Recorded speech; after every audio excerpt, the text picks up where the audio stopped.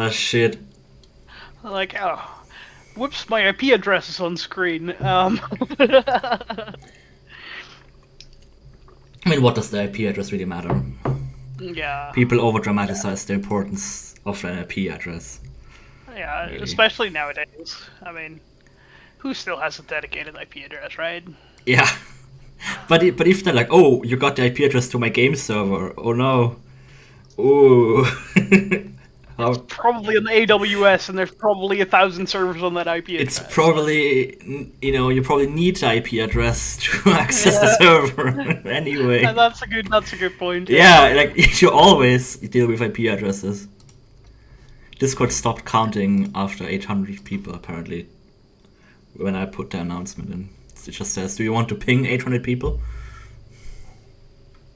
Sure.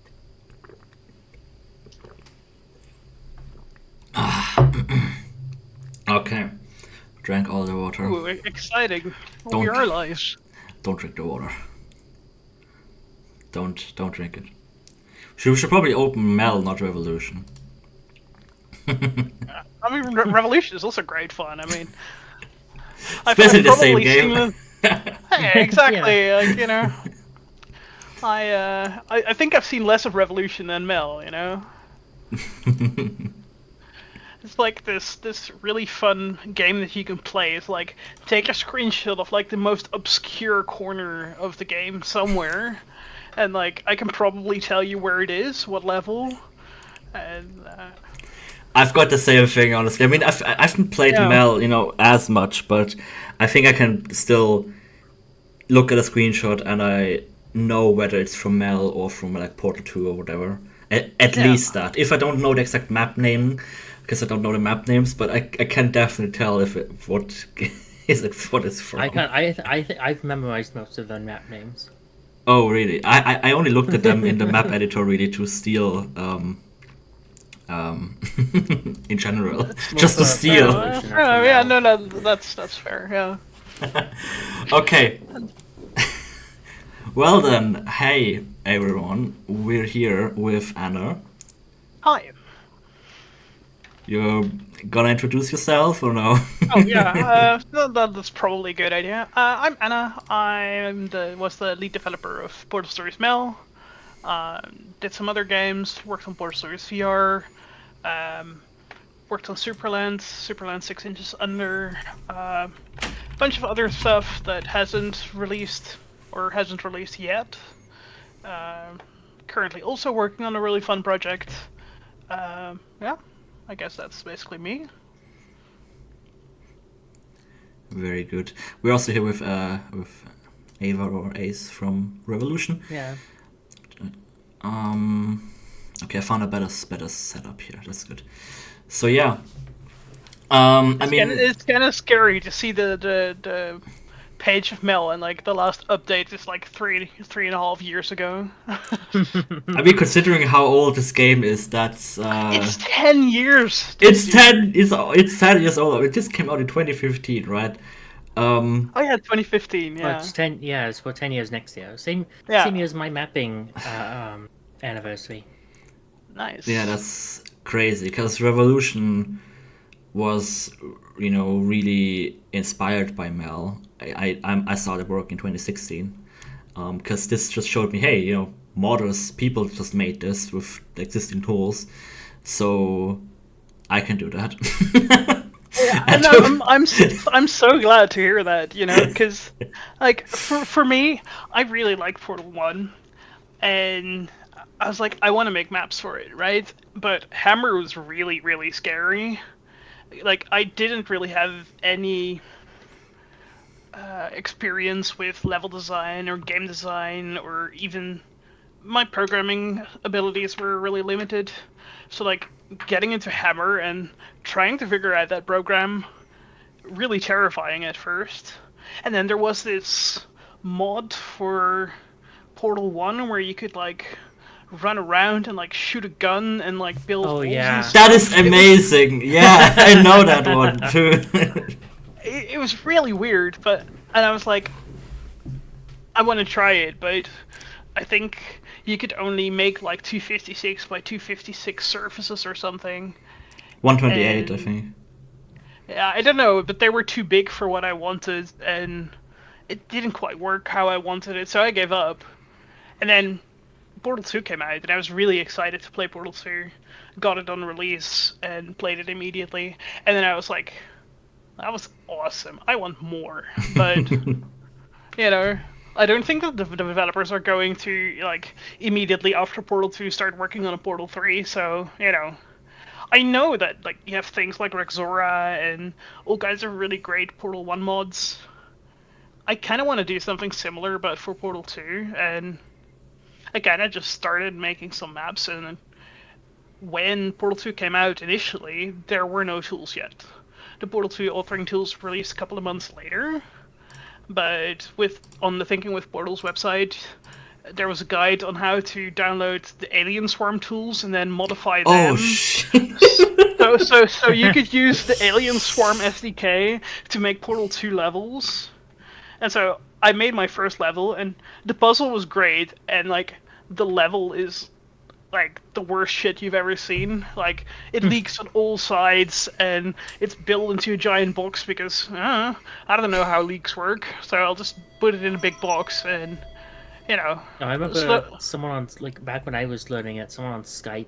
It was back when we still used Skype. Someone told me, "Hey, if you have it leaked, No. put it in a box." Yeah, exactly. That was the So advice I got.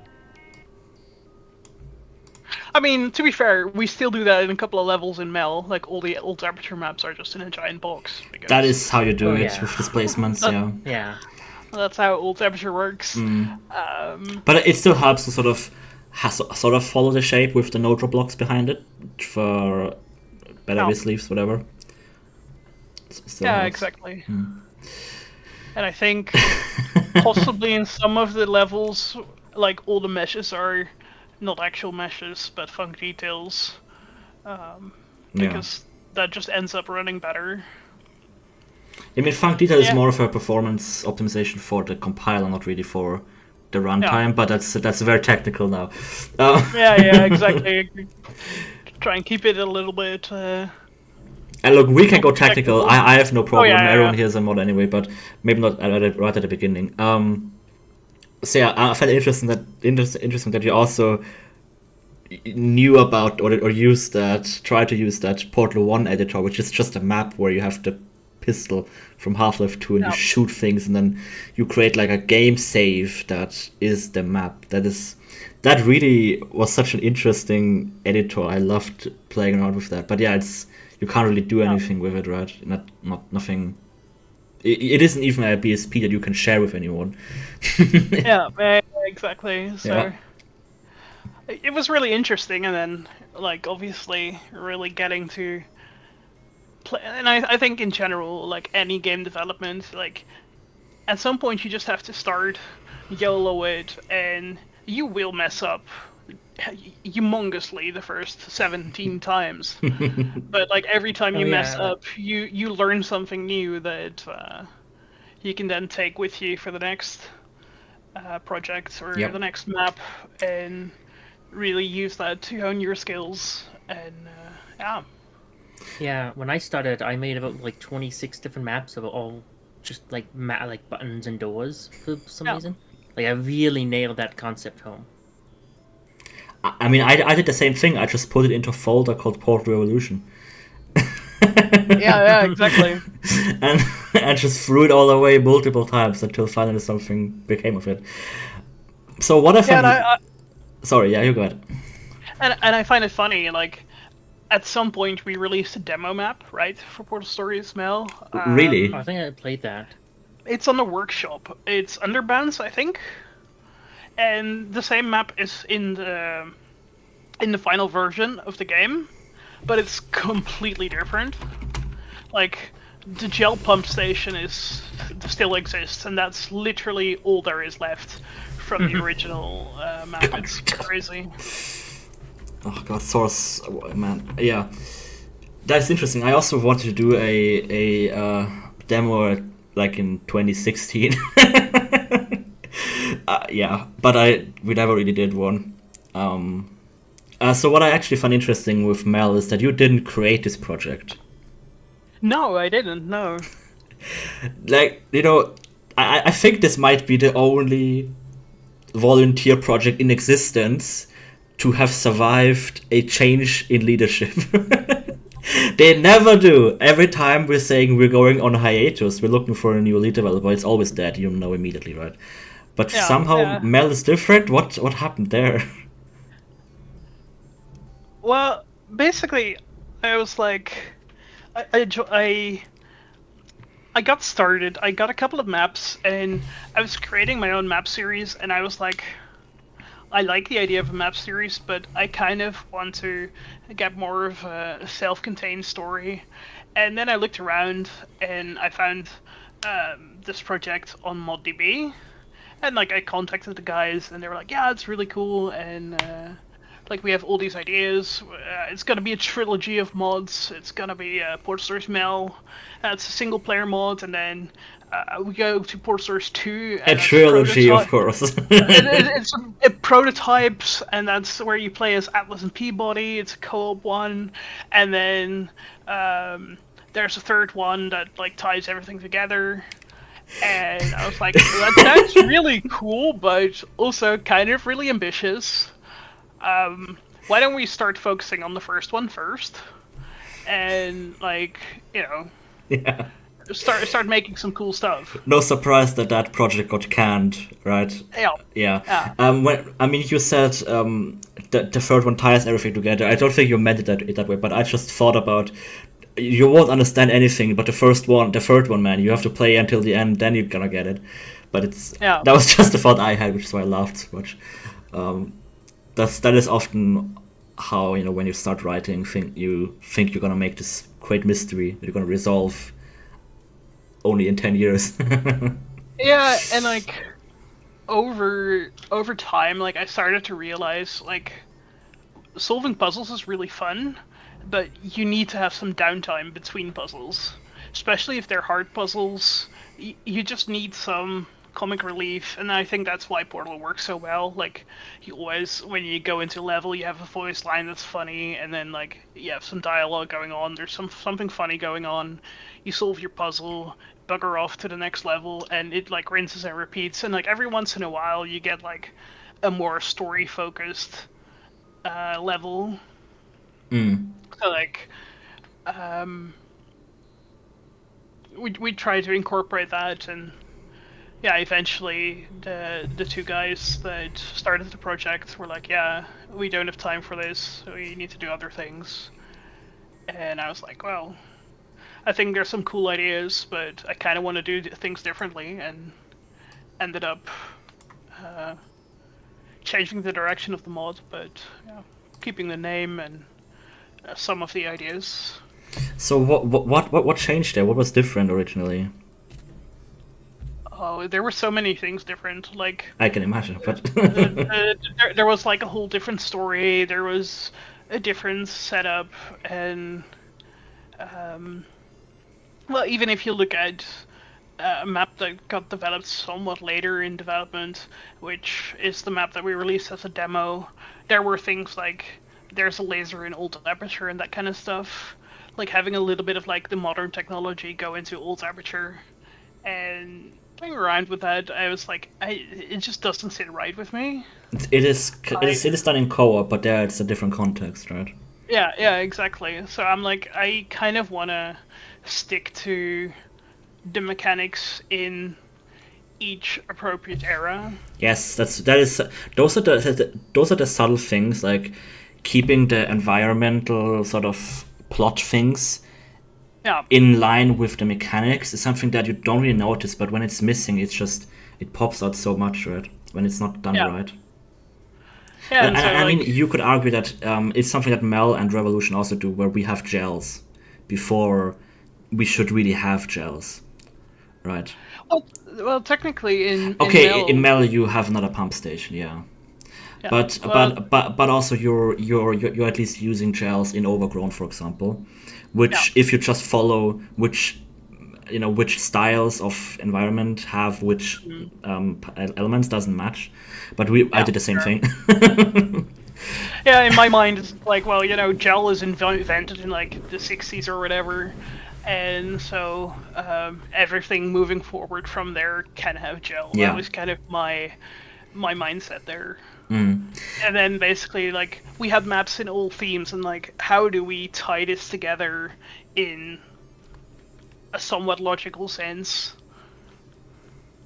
And yeah, that's kind of what formed the basis of the story, and then that evolved to what it is today. Okay. Let's just go right into the main menu. So, I'm somewhat of a modder myself. And if I look at the main menu, I just remember the pain. Oh yeah. And the problem is, right? You guys had source code access. We did not. We'll get to that. But, like, yeah. I mean, let's talk about that right away. What were some of the things you wish you did? You try to get Source X? Did you ask anyone at Valve? Because you got like you asked about.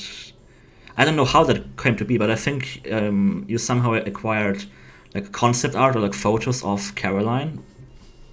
Yeah, but like that was our wow, words are hard. Our artist Jake, who contacted someone he knew within Valve, with that regards, and like he joined the project much later. So Gotcha. I always wondered how that came to be. yeah, and so yeah, it's always really difficult because we were one of the first mods to release for Portal 2, like big mods, like technically tag, the power of, or what's aperture tag, sorry, like that released a couple months earlier, or maybe a Was year Time earlier. Machine I out don't- before or after Mel? Yeah, it was before as well. But basically, we were already really far in development when those released.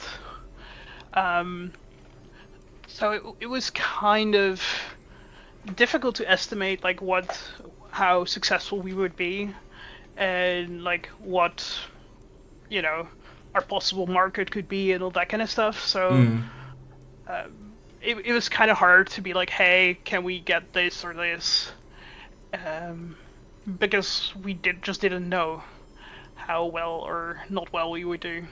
Yeah, I mean, you were kind of developing in sort of the really early, but also sort of the golden ages of modding, I'd say, because the game was still fresh, so there was more interest, right? Nowadays, Yeah. it feels the modding sphere just feels much more stagnant than it used to. Even Yeah, now, I- after I- I mean, I- I don't follow it I don't follow it anymore, and Revolution reached a lot of players, but in terms of what mods get finished, it really slowed down a ton after Mel. Well, I think it's because mods now everyone tries to be the next big thing, and no one can be Also the next true. big thing, so mods fizzle and die. Also true. Yeah. Yeah, and like, what was that mod that released a little while ago that got some pretty bad? Reloaded. No, Or no, no. no, Forbidden not testing yeah. tracks. You mean Forbidden Testing Tracks? That one. Yeah, forbidding testing tracks, and Yeah. I'm like, yeah, I can see that people don't think it's really good, but at the same time, like, you got to give the guy respect. Like, he did finish an entire project. Like, he did create a bunch of levels. He did all kinds of kind of interesting things. It's just not as polished as people would like, but that's still better than what a lot of people accomplish. It's Yeah. like, yeah, if you don't like it, sure, I can see that, but What I I think still think it's impressive that it's done in the first place. what I think was if you know, I mean I don't really want to talk about this that much, but I feel like what would have helped that mod was to just not release it on Steam, because people have a higher level of like have much higher expectations of things that get released on Steam. Oh. Yeah. So And I that personally would have helped think with the bad that feedback. I personally think that like the move away from forums in general to things like Discord also makes it somewhat harder to get information in a way that you can find it and browse it. And like, I can go to Thinking with Portals and look at a post from 12 years ago and be like, hey, that solves exactly my problem, and try and do that on Discord, and it's a nightmare. Yeah, Discord is interesting. Yeah. I mean, Sometimes I on love Every- Discord, and It's just clearly we're on everyone Discord moved. right now. Everything happens on Discord now, and Yeah. that it's somewhat like of a less. When you're writing a forum, you're like writing this like almost like a letter or an email, right? Yeah. So you're just losing kind of that sincerity of I'm writing you this, or here's this piece of information. Yeah, and you have more like structured threads of like our discussion is about this, and if you're just shitposting in between, a moderator will remove your post. And in Discord, it's like conversations more like go through each other and stuff. So that makes it harder to find information, and by making it harder to find information, it's also harder to start a project, I think. I think another symptom is also that you're much more prone to like just ask, hey, I'm getting this compiler error. What do I do? And then every mapper who's been doing this for years is like, oh, don't you know that this is a leak? Come on, like just look it up or whatever. It's where if you lower the barrier of entry, you get more people asking the same like dumb questions in quotes. Yeah. And then yeah. But on the other hand, you and I have probably asked the same stupid questions at some point. Yeah, everyone does. But Yeah, exactly. But you have to learn.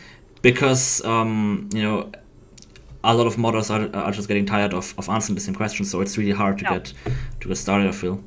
But I don't really know what that is anymore, because I didn't even like join any modding servers or something like until like a year or so into my modding journey.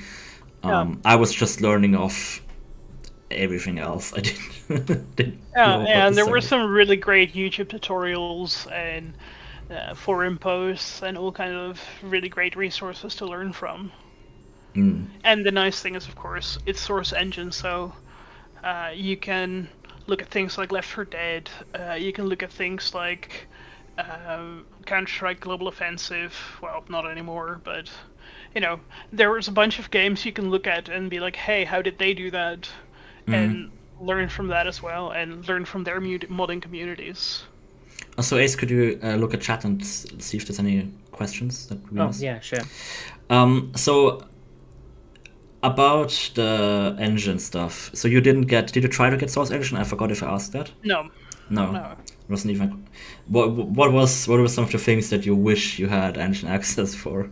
I already know some of them, but Well, honestly, the biggest thing is the main menu and the loading screens. You like hack the binaries to change the file names, or then rename the file names of the maps to match?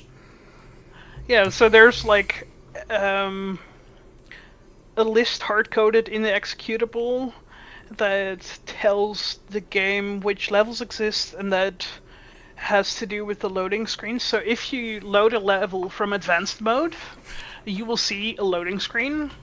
But if you load the same level in story mode, you'll just get a black screen. Oh, really? And that's because we couldn't fit in those names.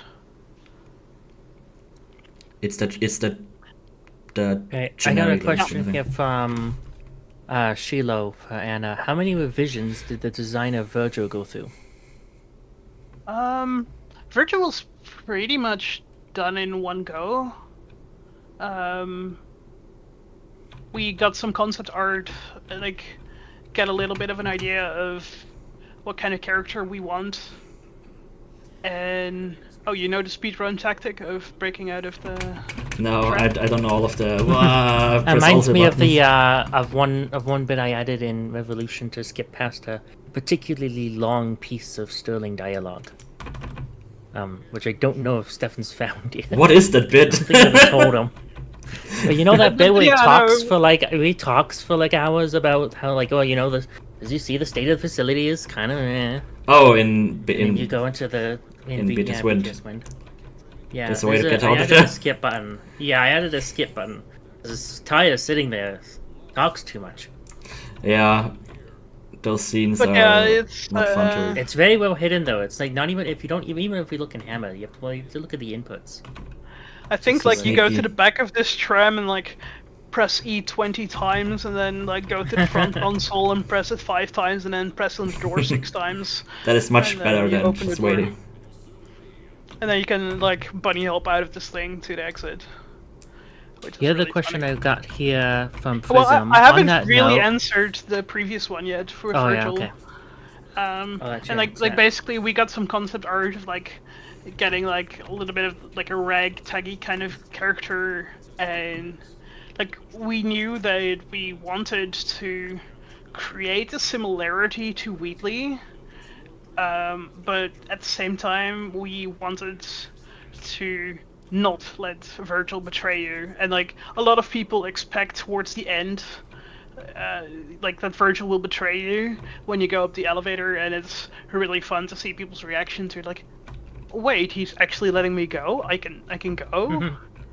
And yeah, that's been really fun.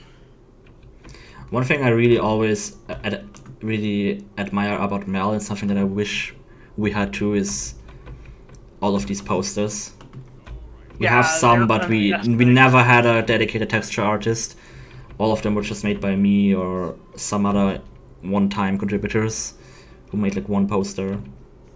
Yeah, like Jake did an amazing job with all the art, and like Harry did a couple of things with art, and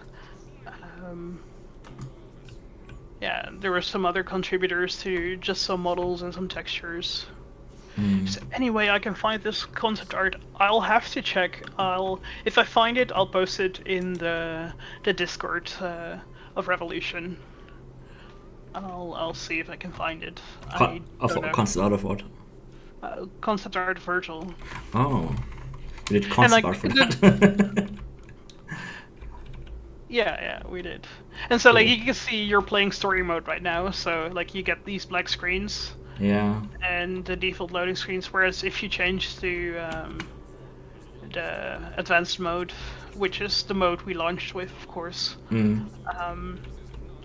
then you get the proper like multi-stage loading screens. Oh, but come on, this is so unrealistic. The shadow should be on the top. Unplayable mod. I can't help that Source Engine guns were still lighting. Can't My even favorite thing is align. My favorite thing is that guy behind the counter is actually snoring. I don't know if you've ever noticed. Yeah, I do. Yeah, so these are just like prop dynamics, or right? Yeah. Because we couldn't get NPCs. Yeah, they don't.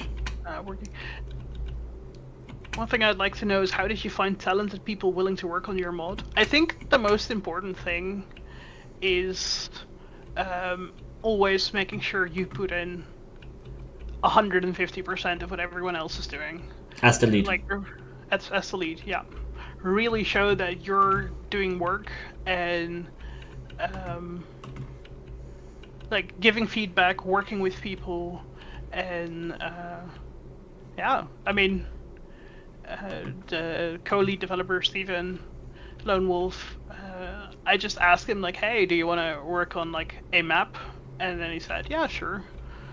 And like we ended up working together for years, and he's still one of my best friends, and I speak to him regularly, and I'll have him over for dinner tomorrow. Like, that's amazing.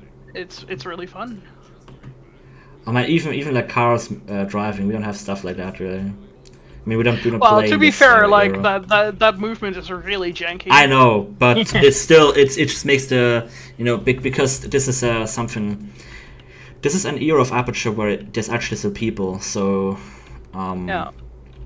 that stuff really helps to make it feel lively. And like my favorite thing is like if you look right behind you, you have the motel, the hotel. To your if you turn to your left. And like it's cool to Sleep Easy motel, but we always call it Sleazy Motel. And it's just yeah. There's always some really funny things, and like a challenge with this level was trying to like make it feel like a real space, and at the same time keep it contained and workable. Yeah, that is a really big challenge in Source, where you can't really make large areas, because right now I can see every prop in the map basically, so you can't add a wall or whatever to split it up. And none of the optimizations in Source help you here. So if performance wise, No, exactly. So like all these kinds of like windows and stuff, like there's some details in some rooms, but like we really have to be careful with like where are our props, because like there's an entity limit in Source Engine and you can go over it, but not at the same time. So if you optimize it well, I think some of our maps have 300-400% of what is allowed. And so that's also the reason why if you no-clip out of some maps, it will just crash, is because you just load too many objects. Oh, so you're talking about how many loaded are at once versus how many Yep. can be in a map. Yeah. Yeah. Yeah. This is where, again, like the engine stuff really comes into play, because for us, we never really worried about prop limits. Our main concerns, because we have the CSGO optimizations, and the Momentum team did crazy things for Stratosaurus to up every limit that you can imagine. But for us, it was still a concern about like runtime performance and compile time performance, right? Yeah. You don't want 30-minute compile times on a map. This is the worst map to compile in the game. I think this took an hour and a half to compile on my main on my PC at the time, and I got a PC pretty late into development. Most of it was done on a laptop. Oh my god, you compiled on a laptop. Oh. And so like I was that was spicy sometimes. How many threads did you have on that thing? 4, I think, maybe 2 even. I don't know. 2. But to be fair, I upgraded to a more modern CPU at some point with 16 cores, 32 threads. But because During Mel. No. Those didn't exist during me. Yeah. No. And so because of the version of the engine we use, it doesn't like that at all. It likes a maximum of 8 threads. Yes. So actually, if I compile it on my modern CPU, it takes 16 hours to compile, because it keeps throwing data between the different cores, and then like it has all kinds of cache misses, and it's awful. So like I have to be like, no, you can only use core 0, 1, 2, 3, 4, 5, 6, 7, and then it compiles fast. But I'm so glad we fixed that. My god. Yeah, that is like a debugger log that's not even logged or something. I don't remember the code too much, but it's just like one variable. yeah, well, like it was looking at like task manager and just seeing like the sine wave on all cores pretty much. It's like Yeah. That's also a crazy thing, right? Because for the like development stuff, we just had so much more tooling and hardware to work with, because I bought my Ryzen 9 7950X, which is the 16-core 32-thread CPU that you're talking about. Well, I got the 5950. But, oh, you got the previous. Same difference. Yeah. Just a tiny bit faster down there per core, but the same core count. And I was able to use that during the like last year sprint of Revolution, and that was such a complete game changer, because maps that would previously take like an hour plus to compile on final would take 10 minutes on final. So it was a complete game changer. It allowed us to make so much larger maps with higher quality and everything. Yeah, exactly. And like I had the same like upgrading from my laptop to my super fast 4th generation Intel quad core. Whew. That was a huge difference. 10 years ago, man. Exactly. So Also, I saw in chat like, why did you do an outside bit rather than keeping it underground? because we really wanted to give you the feeling that Aperture was like a real place where stuff happened, and spoilers, at the end of the game you return back here and see everything changed, and yeah, that I think felt that's like a great thing. yeah, I think that gave us a really great opportunity to yeah, really brand the game and set expectations. Now, when I look at this again, I just immediately notice, that where assets are picked from different Valve games. This is sort of like kit bashing this area with props from all over the place. It isn't just Portal 2 stuff, which people often do with Portal 2 and now with CSGO props. They take like the high quality ducts from Nuke or something, and I've just never really. I've found that those styles often clash, right? Yeah. So how did you think about that? Did you think about that? Oh yeah, absolutely. Like trying to find props that feel like they're appropriate in the world and rightly scaled, because in Source Engine you can't just magically scale stuff. You can now. It's at a source. Sure, but back in my day, 10 years ago. exactly, yeah. You had to recompile the model to get it a different scale. Yep. But yeah, and like, indeed, try and keep similar quality. So like, if you look at a game like Half-Life 2, there's some assets that you can take or from the episodes, and like Left 4 Dead, and like CSGO had some stuff that was workable, and some stuff that wasn't, and yeah, you just kind of have to look like what works, what doesn't. I love these brush windows. They're actually not brush model windows. They're actually SketchUp models. Oh, what? But no one should ever allow me to do 3D modeling. But no one stopped me, so that's how they got there. It is a model. What the hell? Oh, I'm so sorry. I'm so sorry, then. I'm so sorry that I called this a brush model. No. Look, it has actual vertexes, fringes, and like if you look at it, you're like, oh my god, what is that like vertex flow? Like it's awful. Yeah, the thing is that models, their lighting is terrible because they're vertex lit, they're not light mapped. So the trick is to just get a lot of vertices for no reason other than getting more accurate lighting.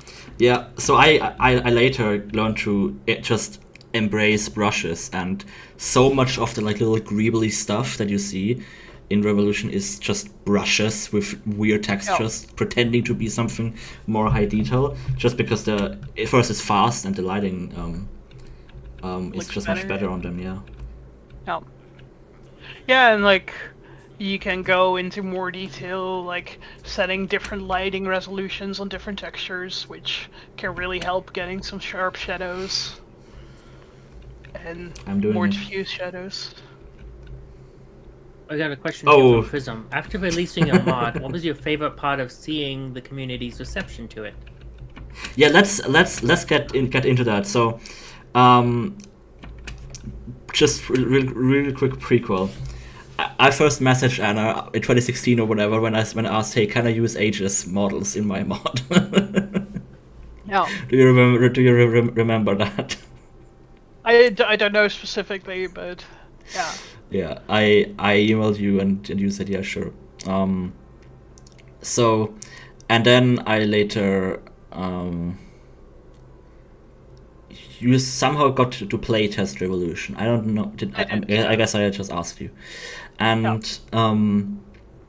then during the lead up and the aftermath, you've just been my Portal modding therapist. Yeah. Like after finishing a mod, like you really need some therapy. Like, man, like I remember the last couple of weeks on Mel. Like, yeah. I think originally we were planning on releasing in May, but fun fact, we finished writing the script mid-April. Yeah. And after that, we still had to record all the voice lines, get all the subtitles working, which is a whole different technical Rabbit Hole. That's Caroline Portrait. That's really nice. I think it is actually just a photo with like some bits Filters, painted over. Yeah.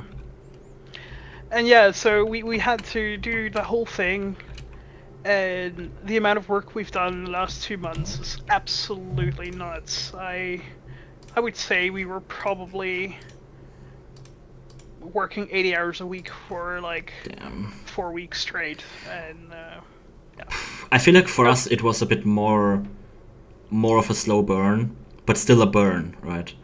yeah. And here you can see, like, here you have the proper loading screens because you're in advanced mode. We didn't finish about the UI stuff, but we were keeping we keep talking about new things. So you've just been like my therapist. Oh God, how does it feel like? How is it, or whatever? Because you just need someone to talk to about this who has a similar experience. Because I don't know anyone else. I dropped out of else. Discord for a second. What? Did you I say? dropped out of Discord for a second. Oh. What seems to did be you fine hear? again. Okay. If you can just repeat your thing. Yeah, I mean, I just said that I was just always saying, oh my God, how was it for you? How did this feel? Because after 8 years of working on this, it's finally being released, and that is a nerve-wracking, the most nerve-wracking moment of my life. Yeah, and it was really funny directly when we released, Valve did an oopsie, and they priced our game at $0 rather than it being free. And so if you wanted to get the game, you had to add payment information, and then people were like, wait, are they gonna scam us? What is this? And that was a little bit of a panic. Yep. Eventually, we recorded like releasing the mod and just completely stressing out for a bit. It's really funny to watch back 10 years later. Oh God. But yeah, eventually we got that sorted and it all worked out. And honestly, like, just all the positive feedback is by far the best. And like the fact that at some point we suddenly got an email from someone at Valve like, hey, can we share your email with Jeff Keighley? And I'm like, excuse me, who the fuck is Jeff Keighley? I was like, oh, he's the guy from the Game Awards. Oh, that's kind of cool. What did he want to send the email to you? Well, we were nominated for the Game Awards for Best Fan Creation, and we won it. We got a Game Award for it. Damn, they better invite us too, man. What is this? Yeah. Well, I took twice as long as you did. Okay, so the really sad thing is that the year after, there was a really great Zelda project, and there was a really great, some other Nintendo IP project that was nominated, and Nintendo did Nintendo things and decided to complain, and those got pulled, and they ended up removing the category for Best Fan Creation the year after. Really? Just because Nintendo's awful, yeah. Yeah, and that just breaks my heart.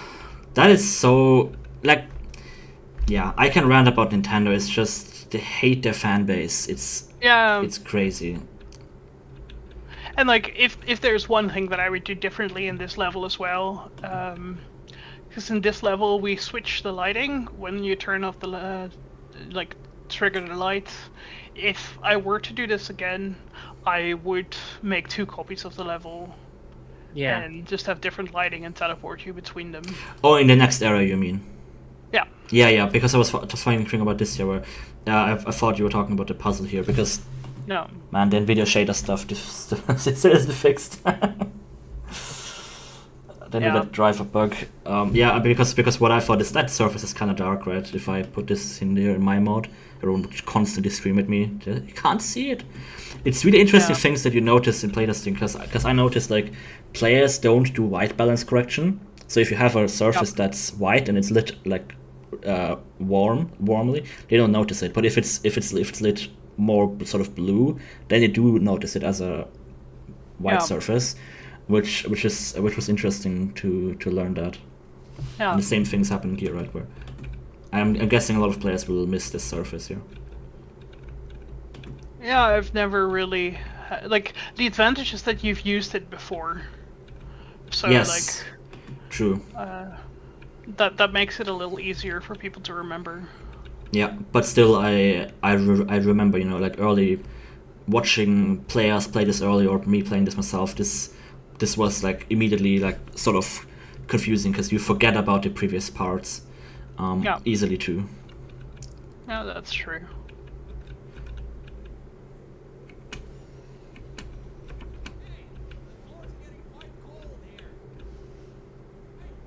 Yeah,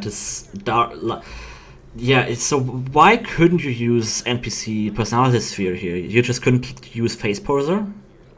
Nope, face poser just didn't work. Man. So the animations you see are manually timed with all the voice lines, and that was just also done in the last 6 weeks. Oh wow, you pushed it so far back. Yep. Yeah, so it's just a bunch of set animations. Yep. Man, that must have been because I used face pose and that was already a chore. But if you just have to guess what the timing is in the entity IO and then restart the map, play the whole thing. Yeah, well, like Steven did all that work, and basically what he did is like look through all the animations, see which one he liked, and like wrote down like this animation is 3 seconds and 45 milliseconds, and like No. one by one. The joys through of all working those with things. source logic. So what you did with the lighting is these are like named lights that turn on and off, and you would have preferred to teleport the player around. Yeah, because like there's just some really lighting that just doesn't really look good. Like this projected texture gives a really cool effect, but it just doesn't really fit with the surface. And Yeah, the thing is, because this is the interesting thing, right? Like I'm a modder, I see like things through from modder eyes, but even here I don't really notice anything too out of the ordinary, just because I've known this area for so long. yeah, But the things using a projected texture is obviously a great idea, but because you're using Portal 2 engine, you can only use one at once. yeah, Right, so you don't have one here, and with named lights, props the prop lighting is what's really causing issues, right? Because like brush surfaces look fine with named lights, but once you light props differently with named lights, then those really look terrible. you can see like the portal gun is still kind of reddish, and like it just samples the lighting wrong. Oh, the portal gun too. That looks fine to me, honestly. I mean, I must say I'm impressed with how well the named light situation worked here, but here for example, this looks, because you don't really have bounce lighting, and lights I presume are exactly in the middle. They just don't light the surface up, right? So then you would have to go in with hacks and like add another named light to add ambient stuff here. But I must say that teleporting player around also has side effects, right? It isn't. Because we had the issue. Do you have areas that you like have in multiple maps in different sort of states, like one overgrown or one whatever? I don't think you have, except for the not car really. park. But that is like Yeah. heavily destroyed. Yeah, Yeah, yeah, exactly. because like, one of the at issues some that we point- had. Sorry. Basically, we had a bunch of instances that we reused in multiple places of like bigger parts of levels, but we ended up replacing them over time. And in the final game, we literally collapsed all our instances, including cube droppers and stuff, because they were like the instances were sometimes giving lighting issues.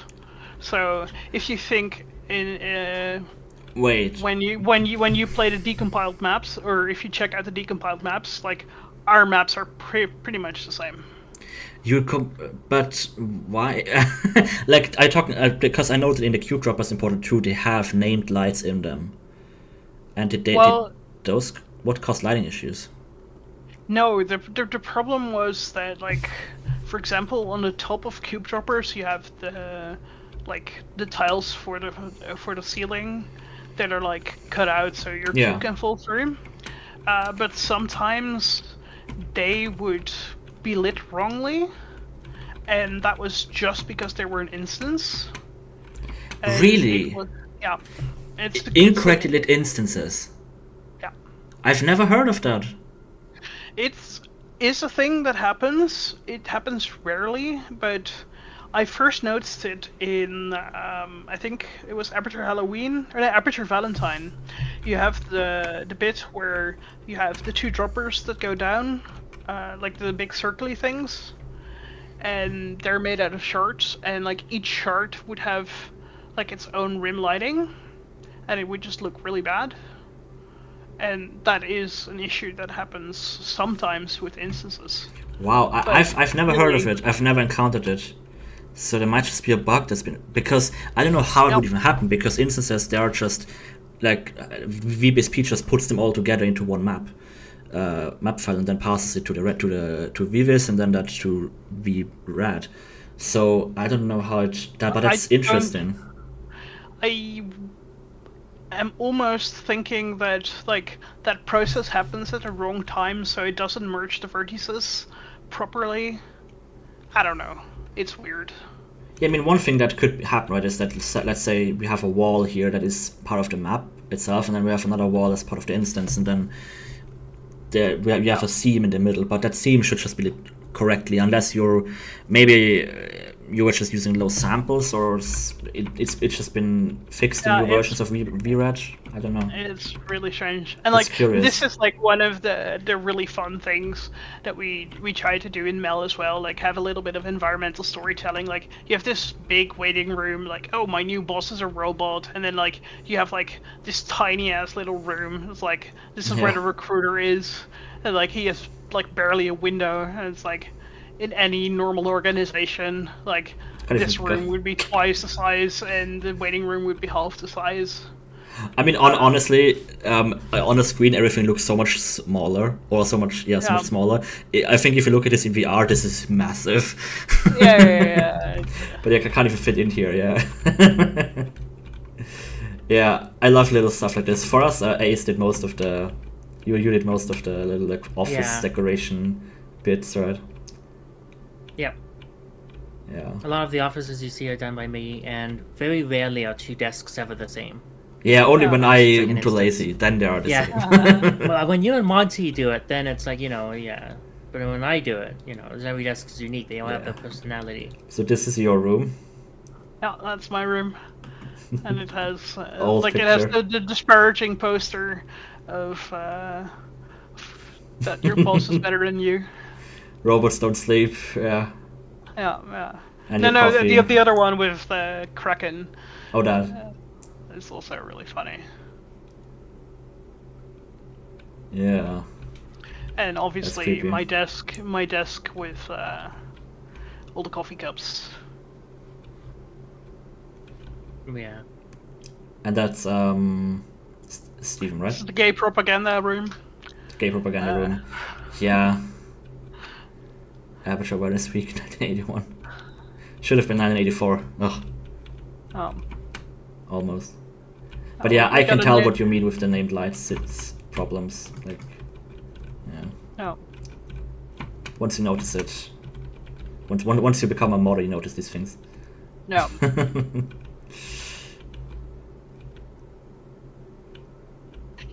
And yeah, like it was really fun to see people play the mod, and like Portal Stories Mail was the first like modding or like game development project that I ever released, so like I didn't really know what to expect, and I was pretty cagey with like playtests, and we just did a whole lot of playtesting ourselves, which in hindsight is a mistake. Mm-hmm. Because we were worried that the game was too easy. and then Mel released, and everyone was like, "Holy crap, this is hard." For us, it was the other way around, but I'm wondering whether port players have just become better as well. Because there are some puzzles in Revolution that are really not easy. Others are much easier, but that's because we're introducing new elements. So, can't just go all the way to max immediately. But yeah, we kind of did a different approach, as it seems. We were worried that it was too easy. Yeah, I was. And then everyone was like, "Whoa, this is really hard." So, like, we ended up making a bunch of small tweaks to rooms and releasing that as story mode and making that the default, basically. Yeah, I remember when that update came out. What I find interesting is how kind of elegant the story mode is, because people have asked me, or asked us, hey, are you planning to make a hard mode, like an advanced chambers like they have in Portal 1, right? But making things harder artificially is a lot more difficult to do it elegantly than I think making it easier, right? If you have a massive, difficult circuit board of a puzzle, you can just remove a few elements or like tweak things, and you can make it easier. But making it harder artificially, you can just add more cube swoops or whatever, right? That is like one of the methods that you can add artificial difficulty, but that isn't fun if you do it 20 times. Yeah, exactly. And like, we have, I think for 5 levels in Mel, we have a hard mode somewhere stored on a hard drive. And it's like, we were like, no, this is too hard, and that was before we before we added story mode, and those are really, really nasty. So now I'm holding an NPC personality sphere, right? Which is why he doesn't animate. Yeah, I can tell that from how it reacts to the camera. Yeah. Man, what do you think about the screen blocking and subtitles? Just because I just need to put out there how much time I put into having each line on a separate line in the subtitles, so it looks nice, but no player will ever notice that. But I notice those things now that I spent weeks on that. Yeah, like, I don't particularly like having like 5 lines of text on screen at once. It's a little bit much. But it's also where Source is just really limiting, because Source has a delay tag, but it just doesn't work how it's supposed to, I guess. I thought about fixing it, but I ended up just splitting up the voice line into actual individual sound files and then making new sound scripts for that. It's a kind of a nightmare, but it also makes it so you can in phase pose, because I'm using scenes properly. In phase pose I can just change the timing of things really nicely, which is also really cool. It's crazy that you guys couldn't get that to work. You basically just made like a script that generates VCD files, right? VDC files. I just created a Python script that, like, we had a Google Sheets document with like each voice line and then the subtitles, and then it would go into like the folder, look at the WAV file, check how long it is, and like use that in like the script to create the VCD file to properly time it with the voice lines. Did you not even put like multiple voice lines into a single scene? Did you just like link scenes in the map together? Yep, it's just like on finish, play the next one. There's an interesting bug that I saw there where, I don't know if it's a Strata Source Engine issue, but on lower frame rates, sometimes the delays are just longer for no real reason. Well, I can see that like it would just be like on frame rate, start the next, like basically on the next frame, start the thing. And if your next frame takes longer, then your delay will be longer. Yeah, but no, it would actually like take 3 seconds to just play the next line. So that was another thing where it really saved us to just have multiple lines in the scene, and then we could just play that scene. Yeah, I mean, I would like to chat to you about Phase Poser, but you never use that, because there's no one else who uses Phase Poser. I feel like the only person in the world who uses Phase Poser, even though I know I'm not. But yeah, I spent so much time in that, tweaking the animations to be just right. Oh, I can pick this one up. Very nice. Did it change this texture, or does it show the? It shows the energy palace. Because one of the first things that I did is I took this and I changed out the icons on the energy ball stuff to be Portal 2 things, and I think that prop isn't even used in Revolution anymore, so completely necessary. And I don't know why I did whatever. Completely necessary changes. It's the kind of detail that, if you notice it, it's really nice. Yeah. Like, I literally never even paid attention to that particular texture, so I hadn't even noticed. I paid attention because one of the first Revolution experiments was like in a Portal 1 type vault. So you would wake up there and pick up the things and you would have the clipboard. So I wanted it to match Portal 2. What do you think about what was the experience with the sorting issues? I'm just talking about modding things right now, things that no one will ever care. But sorting issues, they exist. And Mel has them sometimes too. Yeah. Yeah, there's nothing really you can do about it, so you just kind of try and cover it up as good as you can, and then sometimes it doesn't work, and then you're like, oh, whoops. There's two things you can do. This is a fun detail, I'm guessing. If you have vis leaves properly between the sorted things, and it sorts them properly based on the vis leaves. So if this was all brushes, it would sort it correctly. You don't want this to be brushes, so that's fine, right?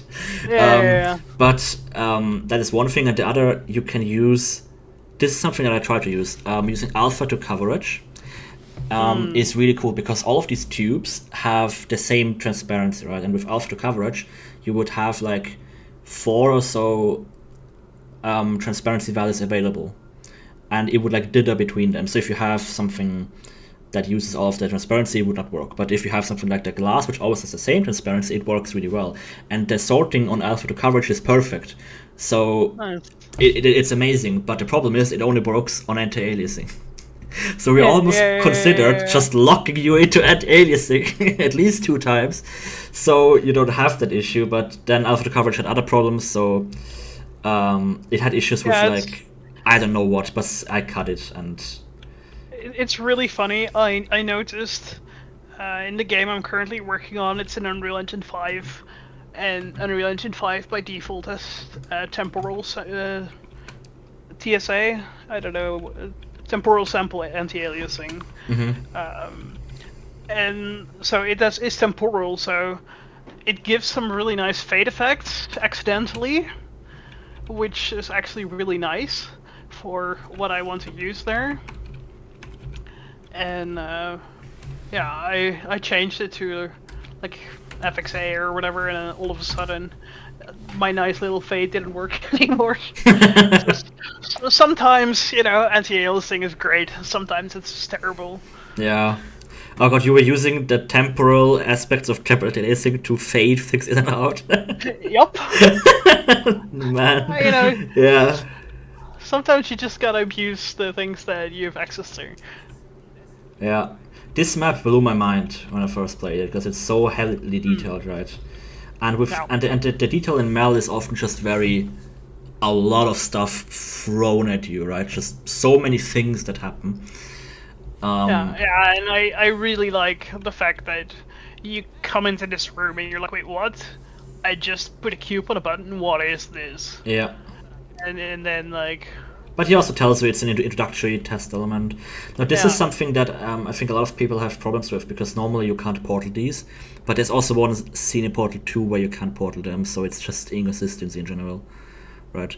Yeah. But we also had a case where people thought that they could portal them, or they said it looks portable, so then we made a custom texture where this has like a gray streak across it, so it looks like there's like an invisible thin brush in front of the thing, and then some light to really draw your attention to it.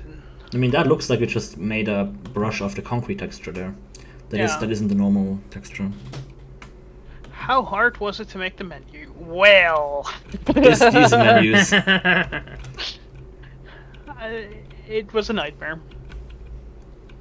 I remember especially this scene. Like I kind of was really inspired by this section here, where it's just this cube, and then carved out is just this other cube, and then it's just filled with stuff and like truss going all over the place. Yeah. I love stuff like that because like it is pretty much just a cube, but on the inside you can see things, and I really like learned a lot from inspecting these maps to just how you can make these chambers look like they're not as boxy as they actually are, because that is Yeah, something that's yeah. really hard to do in Portal because everything is boxes, but you want to avoid the boxiness. And looking at this now, 8 years later, I can still tell some boxiness, but it still looks amazing. Yeah. This detailing on this level was done by iWork, and like, I think he spent about 2 years just on the detailing on this map. What? And it's absolutely crazy and really pretty, and it was a nightmare to get it optimized. Yeah, because you're using so many arm panels everywhere. Yeah, I think like if you check the entity data, like I think we're at like 300, 400%. Damn. And like you could like all these arms are like if you have the full resolution arms, they're incredibly high poly counts. So like we had to be really aggressive with like the different level of details, and you'll notice like we close doors behind you pretty aggressively, just to keep stuff going. I mean, yeah, taking this in context of like revolution maps, it's actually, I think we've got areas that are maybe even more stuff than this now. Yeah. Because a lot of these props, they're just like one prop, right? But, Yeah. I mean, times have also changed. Like our minimum requirements they're further above. No. But also because we're using DX11, for example, I've got other optimizations. There's just less overhead in general, so things just run faster. I remember this scene. You put this on YouTube or something. Yeah. Oh yeah. I'm gonna disable the end messages. There we go. But yeah, these are like the little break. Wow. You just let me fall down there and die? That's... Hey, look, it's a dangerous place, okay? Okay. Wait, these are like the little intermediate areas, and in Revolution we've also got a ton of these, but I think, like, I still wanted to add some gameplay into every little corner, and I also tried to add, come up with some gameplay elements that I can make behind-the-scenes puzzles with that would make more sense in behind-the-scenes than it would in test chambers, like the fans, the conveyor belts, and the exploding bombs. That stuff works better as like a behind-the-scenes sort of area. Yeah. Metal doesn't really have like those sorts of elements, does it? No, not really, but like you can see, for example, here we try to like give you a reason, like, hey, why do you use your portal gun here? Well, because the elevator is broken downstairs, right? But it's mostly about navigation, and you're getting a story in the meantime. Yeah, and basically we tried to do a couple of like very light puzzles, but as you said, like it needs to make sense in the context. Like you can't just do like full test chamber puzzles. Yeah, because that's something that I often see in like workshop maps and stuff, and where... Yeah, and like here once again, like this is not really a puzzle, but it's like, oh, some idiot. It clearly says don't block the fire door, but then you do. Yeah. Oh god, I made the same joke. I didn't even know that you had was. And like you can see here, one of the optimizations, we secretly close the door again. Right, and you've got an area portal there. Yeah. It's still rendering stuff behind it. I guess you're just not closing it, or... Yeah, I think it closes later. Maybe. Yeah, whatever. But yeah, man, you were much more worried about optimizations than we were actually. Yeah, and like as I said, like I upgraded to a 4th generation Intel quad-core PC. That was really great 9 years ago. And that was a relatively, decent system, and as we all know, people run 10-year-old computers still, but 10 years ago a 10-year-old computer is what's now a 20-year-old computer, of course. So you have to worry about even lower specs than you have today. Yeah, because the specs that we laid out is like, look, if your computer in 2011 could barely run Portal 2 already, you're not gonna run this, right? You need a dedicated graphics card. You need DX11. We just raised the performance, and honestly, like, you can run Revolution on anything either, like on anything as well. But the floor is just higher than for you, because you still wanted to support, like, PCs that could run Portal 2 just about, I'm guessing. So this like, is like, we could be a little bit higher, but but this is like one of the ways that you can make like puzzles in behind the scenes, right? Where we're blocking a laser for something. This is something that the co-op mode did a few times. And then I often see, like, hey, we've got this like cube maintenance area that drops a cube. Mel has a similar thing in the underground areas.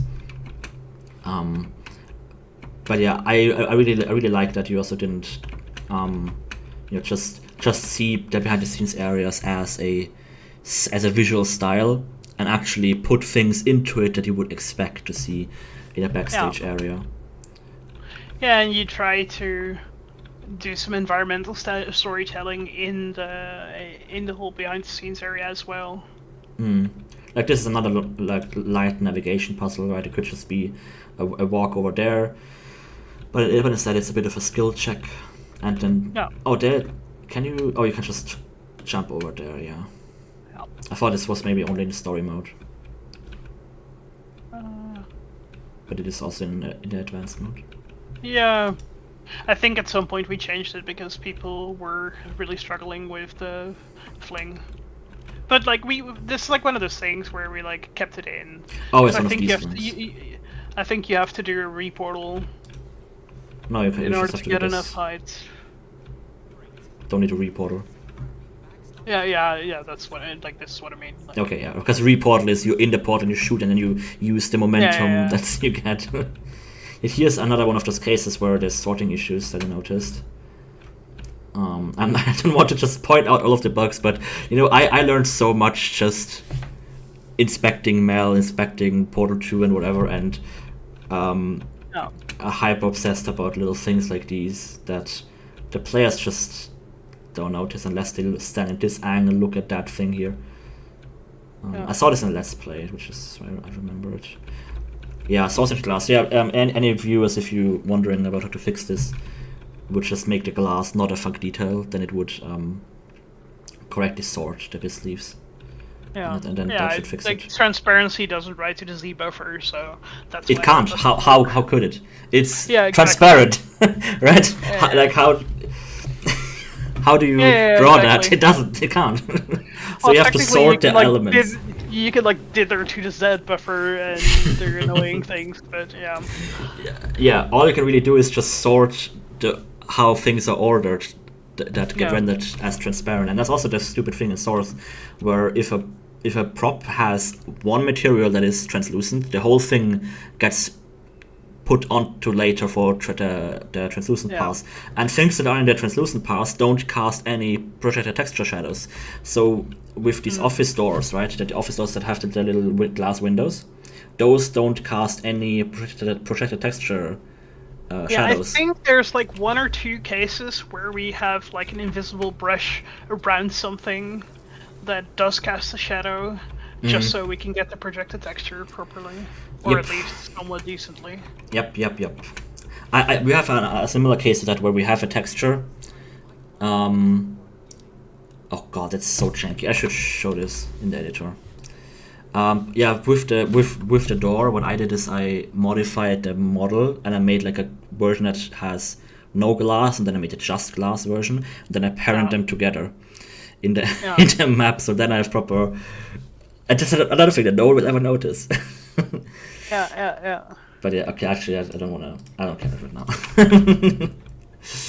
But there was another case where we have a glass with some writing on it. Like, if you imagine that this glass if you want these like lines to cast shadows, what I did is I have another glass texture that is not translucent, but it is alpha test. And alpha test does properly write into this buffer because it's just 0 or 1. And then I have an invisible like 0.1 unit thick brush that's in the middle of this that is rendered to be invisible to the camera, but still visible to the projected texture.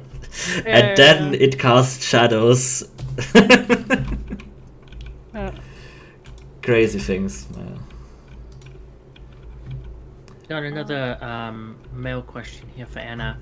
How was Harry 101 UK first involved with Mel? Did you originally approach him? Did he approach you, etc.?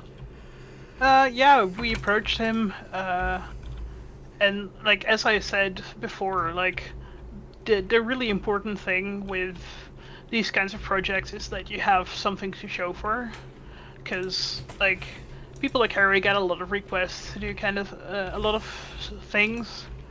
And so you really have to show, like, hey, we're the real deal, we're doing a bunch of stuff. So I think we just sent him a copy of the game at some point and be like, hey, this is what we're doing. Like, this is kind of what we're thinking with regards to, this is basically our draft for a script. And, yeah, what do you think? Do you think you want to work with us there? Yeah, let's talk about that. Actually, I'm curious. Like, when did you get audio people, voice actors, music producers involved in the project? How? At what stage? Probably in about the last year or so. Like as I have said multiple times, like we were incredibly late with getting the actual voice lines recorded. That was done in the last 2 months. God. And then we even recast one of our characters, probably 3 weeks before release. It was ages, no? Yeah, it was ages. So yeah, that was kind of a challenge. One thing I like about this puzzle is that you need to solve this part before you can solve this, unless I just did it incorrectly. Yeah. But those like counterintuitive things are really fries the brain. Yeah, we talked about it, and it's interesting because for us it was completely different, right? I worked with voice actors 3-4 years or so before release. I mean, we had Will on the project since like 2021 or maybe even earlier, and we've just been constantly going back and forth. So we had maybe a bit more of the back and forth, trying things and let's change the direction of the character. So like Sterling and Conley in Revolution have changed character drastically, but I think Revolution is also just much more character focused than in Mel, because Virgil is more of like just a helper, nice guy. He doesn't really have an ulterior motive or anything like that, and Aegis is like just a computer system, right? That doesn't really have. He's just really dumb. Like he doesn't really have a character. He just like his character is he just does his routines. Yeah, it's not really a character. It's more just an automated system, right?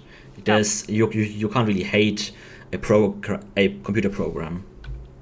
There's not but I think it's an interesting and like dynamic still. The nice thing is like our writer Ian already worked with the voice actor for Virgil, so like he kind of already wrote the character with the voice actor in mind. Oh, interesting! I didn't know that. So that helped. Yeah, because we also worked with Ian for a short time, and he helped us to find the voice of to just kind of define those characters a bit better. But Conley was a really tough one, because her voice actress Sarah only joined us like a year or so before release, so it was a much later edition. Yeah. And that she completely like changed how I viewed that character and could write much better. But Ian also really helped us with the characters. And there's some lines in Revolution that just sound like they're coming more from Virgil kind of character than from Sterling. One I'm thinking of is in when you have the bombs. He says, "I'm sure you can get or something like, I'm sure you can find a way to get in there. You're pretty resourceful." Right, like Sterling doesn't praise you like that. Virgil does. It's just interesting how you can, hear the writer's voice still sometimes. Yeah, and like we did like after Ian finished script, like Stephen and I went through another time and really spent time condensing some of the dialogue, because the tricky thing is like writing for a video game is different from writing like stories. You just have to be more concise with certain things. It's incredibly difficult and very different. Yeah. In a game, right? Like I'm always just assuming the player doesn't listen. Yeah. But and even if the player doesn't even understand English or doesn't listen, right? Just once you solve a chamber and you hear the character talk, that just the player does register that even if you don't listen to what they're saying, and that feeling of progression, like when Revolution was just maps and with no music, no voices, it just felt so dead. And just adding Will's voice, adding Jared's music to it, completely transformed the entire experience. Did you have a similar experience like that? Yeah, absolutely. Like, especially in the finale. Like, we created the finale, and the way the finale works in Mel, it's technically 3 stages, and each stage also ups the intensity of like the music and stuff. And so, what's really exciting about it, like, the intensity of the music goes up, and like, we had playtesters before, and it's like, oh, we give you, 5 minutes? And the players were like, oh yeah, that's easy. And then we edit the music, and all of a sudden people started to panic like crazy, and suddenly, like, they needed an extra minute. Just because of the pure panic that the music invoked. We didn't really test the finale much without the music, because what I found is that the finale, when we tested it, we didn't test it nearly enough as we did, but it worked out really well because it's just rather predictable how players are going to play it. But without the music, the players just didn't really get what this boss fight is about. But once you add the music, you just immediately get it, right? It just the whole thing clicks into place. Even the bad effects don't matter as much as long as you have the music in there. Yeah. But interesting, I didn't notice that you also had 3 stages. So you have 3 different pieces of music that you're starting and stopping. There's 3 layers that like build on each other. Also, you're using stems that layer. Sorry? So you're using stems of music and then laying them on top of each other, or what? Yeah, pretty much. Also, this is always really fun. The elevator, yeah. The fact that you can go into the elevator and just die. And it's just like, yeah, it's because you didn't pay attention to the voice line and you get punished, and then people are like, wait, what? Yeah, and I mean, you even gave players so much time with Virgil saying, no.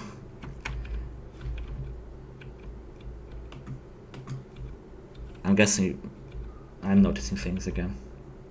These are the wrong props that don't have collision, so you must have added a clip there. Yep. Oh, actually you didn't. What?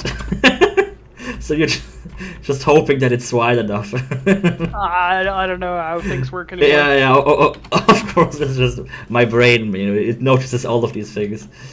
Oh yeah, like that happens so quickly. Those pipes there, they don't have collision. I did know that. So the pipes, you actually run up your own. Those rushes. No, the ones you walk on when you come from the elevator. Yeah. Sorry, the stream is delayed. Oh yeah. Yeah, that's the one that comes down during the Wheatley, not the Wheatley, the Gladys, like the Wheatley changeover. Yeah. Looks like it. Yeah. Mel's maps are pretty long. Yeah. There's Just go and many. check as you're dropping me from the call. Yeah, basically, like, our goal has always been, like, oh, we want to make 15 maps. Because, like, that's, like, one of the things that I see a lot of mod projects, like, the reason that they fail is, like, they're too ambitious. So, like, one of the first things we said is, like, we want to have 15 maps. Oh, you really you And, set it in stone like early on, or? yeah. Oh wow. It's like we're targeting 15 maps, and that should be enough. Each map has 2 puzzles, and yeah, when you have the 15 maps, we can add story maps and like those kind of things. But in terms of like the maps that contain 2 puzzles, we have 15, and that's it. And like at the end, I think we have 24 maps, but like 15 of them are the yeah. I keep sort of actual player forgetting models. how short Mel really is, right? Because it just feels much longer because you spend so much time solving the puzzles. In Revolution, we have 40 maps, or over 40 maps, and a lot of them are just like rather small. It's just one puzzle, and it's pretty easy. And those are a bit more One problematic. small note: you scroll down on Discord, so now it no longer shows us on the stream. Amazing. But the voice channels.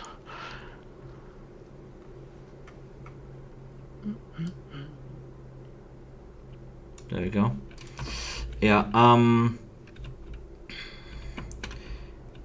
Was Revolution always intended to be a prequel? So I played Portal vs. Mel.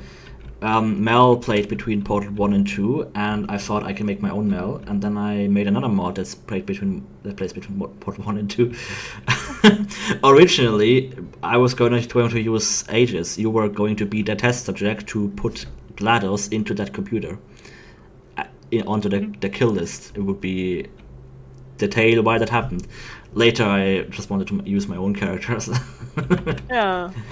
But I think it's that's still that way, right? You're still going to a computer. You're going to now it's the spire, and you're using the spire to activate GLaDOS, not deactivate GLaDOS. And then Act 3 and 4 were just added onto that because, let's take even more time to finish a mod. Oh. Yeah, and I think that's always interesting. Like, it's always fun to like take another project as like as a starting point, but like once you really develop your own stuff, like your own project, you're like, yeah, I kind of want it to be my own thing, and like slowly Yeah. over time,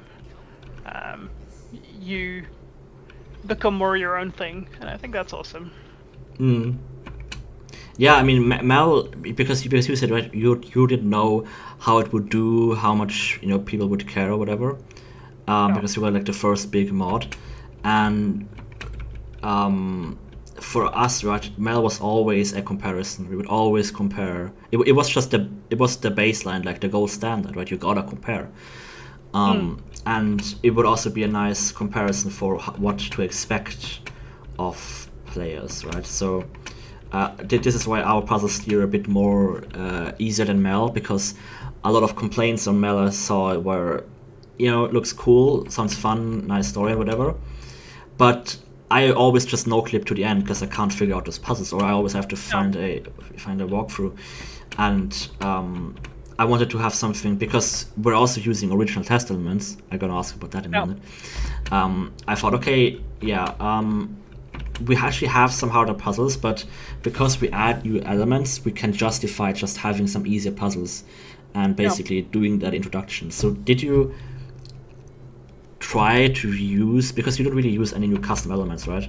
The only custom thing sort of is the Death Fizzler, which is just 2 fizzlers smushed together to be prettier. Yeah. So did you want to make custom elements, or did you have ideas or cut them, or what was that?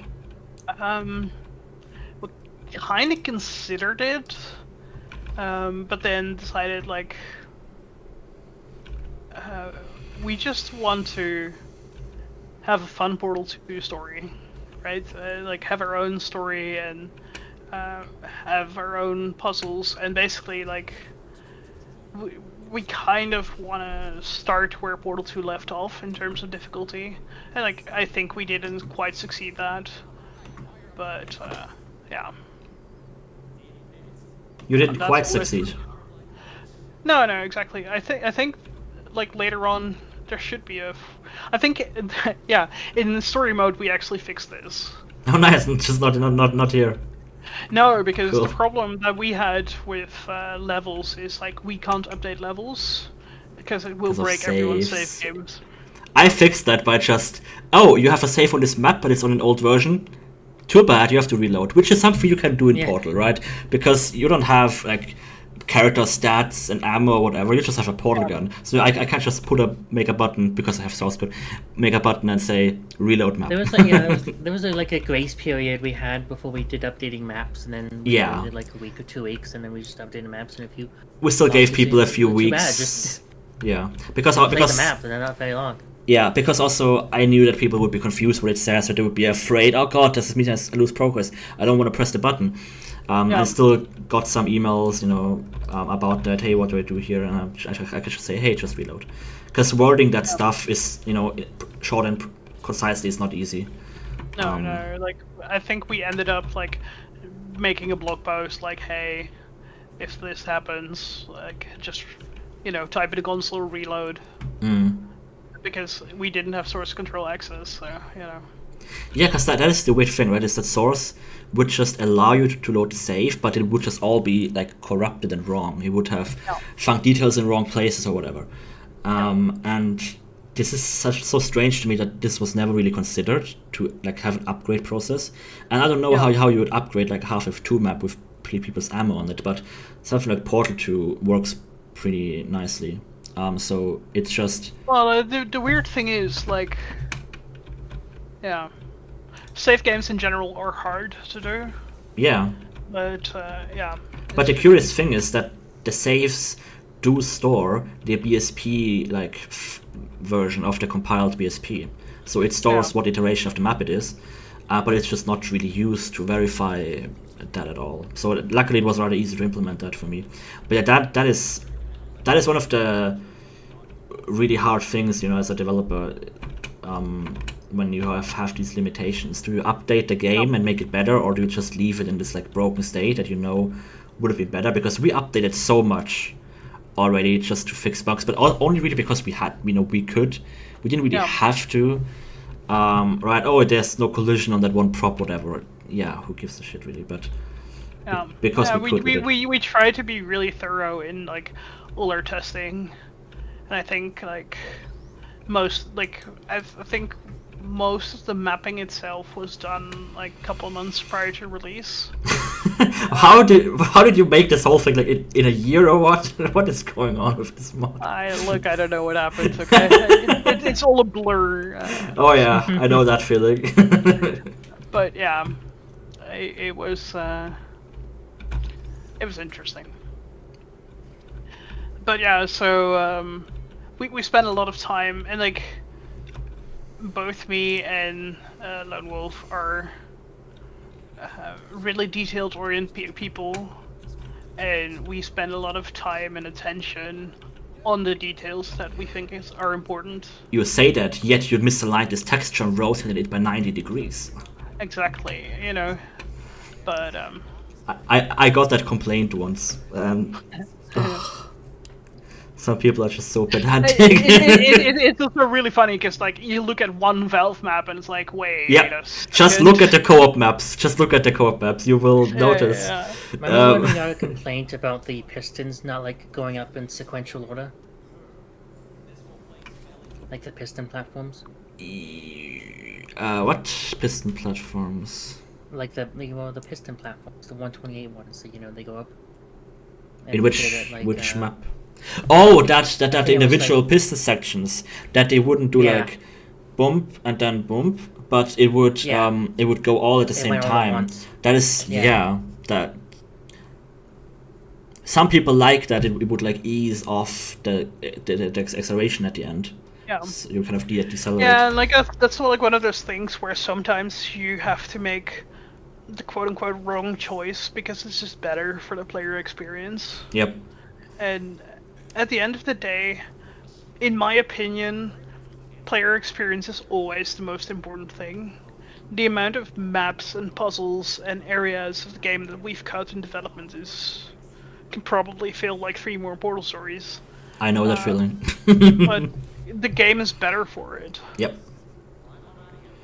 Yeah, that's the thing, right? Like you said, you're also very detail oriented, but I think sometimes you have to learn to you have to learn to not be that detail oriented and learn what you can actually do, what you can cut, what doesn't matter to the player. Yeah. That's also a skill, because you can never do everything. No, exactly. And like, at the end of the day, like, you need to, like, well, you don't need to, but like, if you want to succeed at game development, you need to ship your product at some point. Yeah. And like, if I look back at Mail now, I'm proud of what we've achieved, but there are definitely things that I would do different now compared to what I've done, and that's okay. Like, what do you think about the lighting here? I'm curious what you think about the lighting, because this is something in Portal 2, like, making sunlight is just really finicky, because in Portal 2 you only have projected textures, and in Revolution we actually have the Cascade Shadow maps, which completely revolutionized how we could make overgrown stuff, because you can now actually have real sunlight that looks great on all, like, wherever you are, it always looks great. We don't have depth bias issues or resolution issues. It's always great, but it also costs more performance, and I had to fix the worst, and I'm still surprised that I managed to fix that bug, that because the CSM is camera dependent, so it would look wrong when you're looking through a portal, and I had managed to actually fix that. But yeah, what was your experience, like, doing overgrown stuff? Because I think that's like what people's favorite art style. I personally struggle with getting lighting right, and I think that overall for the whole team, lighting was a bit of a weakness. So we're like, it's good enough. It does what it needs to do. And like, I like, for example, the framing here with like the contrast between the darker background and like the lighter like stairs and stuff. Yeah, because interesting to saying that, because this still looks good, and you can immediately tell the difference between this like shot and the area that I was previously in, because the lighting, the shadows, just the brightness doesn't really make sense, because I guess it's coming from and like up here. you know, if you do this in a modern engine, like you can have subsurface scattering on like the leaves and like get like the transparent emissions through the leaves. You just get a lot more stuff for free. One thing I actually did is I added a light warp texture to this, so it would never go up below like a certain brightness. So it would actually kind of cheat the brightness on the leaves to simulate sort of subsurface scattering. And I also added fong to the plants, so they reflect correctly how plants do reflect in real life, because they're not paper. So there's just been a bunch of small little improvements that I also did, but I think like for overgrown and macro scale, it was really just the lighting solution that we had in Revolution opened up so many more possibilities. And I always struggled to make lighting as well, but at some point I just really got it. And Mel was a big reference for me, and it's really interesting. I've not played Mel in a long time. It's interesting to go back and see what it did look like. And it's tricky, right? Because when we did most of these maps took 30 to 45 minutes to compile each. Wow. And so like if you wanted to change the lighting, you had to wait 45 minutes to see your changes. And like I'm currently working in Unreal Engine 5, I've worked in Unreal Engine 4, in Unity and all those kind of engines, and you at least get a somewhat decent preview like immediately, and that makes the process much easier. Yep. And like you can see here, like the monitors have issues with the fact that they're vertex lit. But like I find this interesting, right? Because Portal is a pretty stylized game, So even though like I'm looking at this right now and I'm like, if I was working on a game right now, I would fix this. Because it's Portal 2, it kind of fits the aesthetic, and it doesn't look as out of place. And I find it really funny when you look at super realistic games from 10 years ago, they suddenly look really bad because they were going for realism. Yep. And our realism that we can get today is much higher. Whereas this is way more stylized. And so, like, even though Portal 2 came out, like 15 years ago, it still looks good. Yep, it's why I'm also never going for realism, right? I'm never going for photorealism. I'm going for a painterly sort of realism, because if you look at revolutions like Sunset, the big vista that's everywhere, that none of the colors there, none of the framing is realistic. This is just completely unrealistic, but it is sort of the painterly hyper realism, super realism, so sort of. And this is also a thing in Portal, right, where the art style is so painterly and sort of this weird mixture of, it's sort of realistic, right? I mean, things aren't like completely cartoony or whatever, but if you put like a PBR high resolution material in this map, it just looks completely out of place. And that's something we actually had, right? We intentionally, we made some PBR materials, and then first of all, the shader wasn't ready, so we just chose early on to not use that. But also, it just looked out of place, so we just intentionally removed detail and intentionally lowered resolution sometimes of textures to make it blend with the Portal 2 stuff. Yeah. Yeah, and if you want to do PBR, you have to literally overhaul every single last asset. Yeah, that is sort of what Desolation is going for, right? Where they're completely replacing their lighting model. They're overhauling all of the assets to use PBR. I haven't honestly followed Desolation in a long time, so I don't really know what those people are up to. I've got to ask Ace about what it's like to work with that lighting model, because you're working on Desolation now, right? Yeah, interesting. It's a completely different way of lighting, so all you know about lighting with static lights and VRAD. Kind of throw it out the window a little bit. I guess so. Oh. Yeah, this but is it's also useful because you don't because now maps take like 2 seconds to compile because you don't compile for you just do visibility. You just do VBSP and VRAD. Yeah. You don't even do VRAD. You just disable VFIS and VBSP. Yeah. This is also where like there's like, because Revolution is like this first source Portal mod that uses source code access to the engine that came out from that I know, right? And previously the only other project has been Desolation, and that Desolation has always kind of been even grander, right? Like Revolution is already like twice the size of Mel in like raw terms. Yeah. And then Desolation goes even further, and that is just, you have to make that decision. The best way I can describe Desolation is to Revolution what Revolution is to Mel. Oh. It's really crazy. You have to make that commitment, right? Because you can go that route of changing, let's overhaul all the assets, whatever, right? But then you're taking like 2 more years or whatever. And I think Revolution is really like the midpoint of Mel, where it's like, let's use stock assets mostly. I mean, we also use stock assets. Like, let's mostly use stock assets, stock puzzle elements.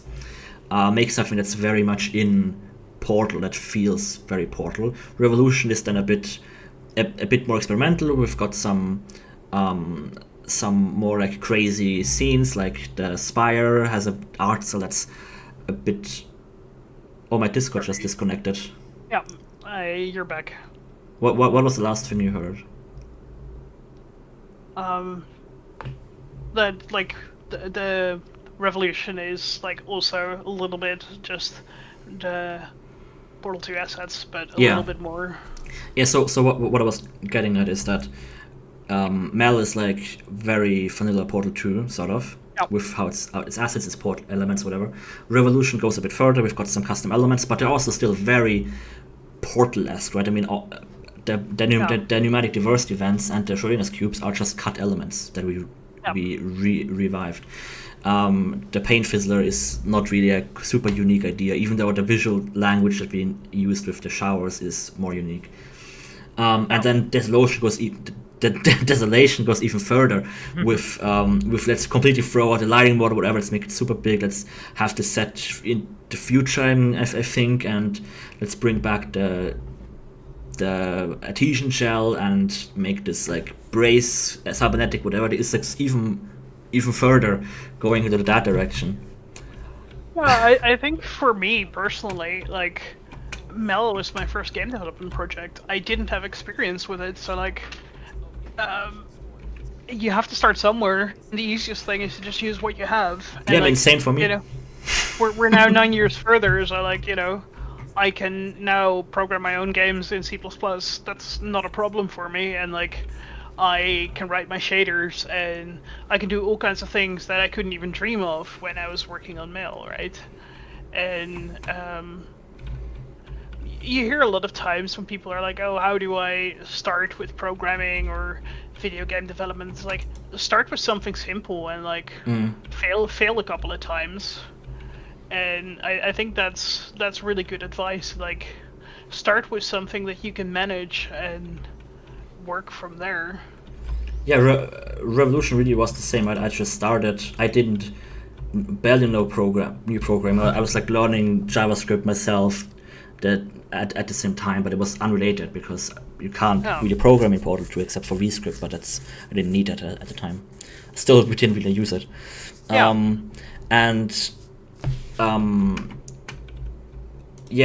was I getting at? Well, in terms of like learning, getting started, job, basically. And then Revolution just grew and grew and grew because I was also constantly comparing to Mel, right? But I also wanted to just make something that I felt was proud of. And once you have the source code, right, you sort of feel like, okay, well, I have to make use of this. And I say Revolution, like the things that I really added for my benefit is not even that much. Like most of the crazy things that you see, like for example the DX11 renderer, whatever, all of the CSGO integrations, those were all done by like other Strata source people, right? If it was just me, it wouldn't have all of these crazy additions. Volumetric lighting was done by Rory as well. It took him so long to figure that out. Because in Source the simplest things are difficult.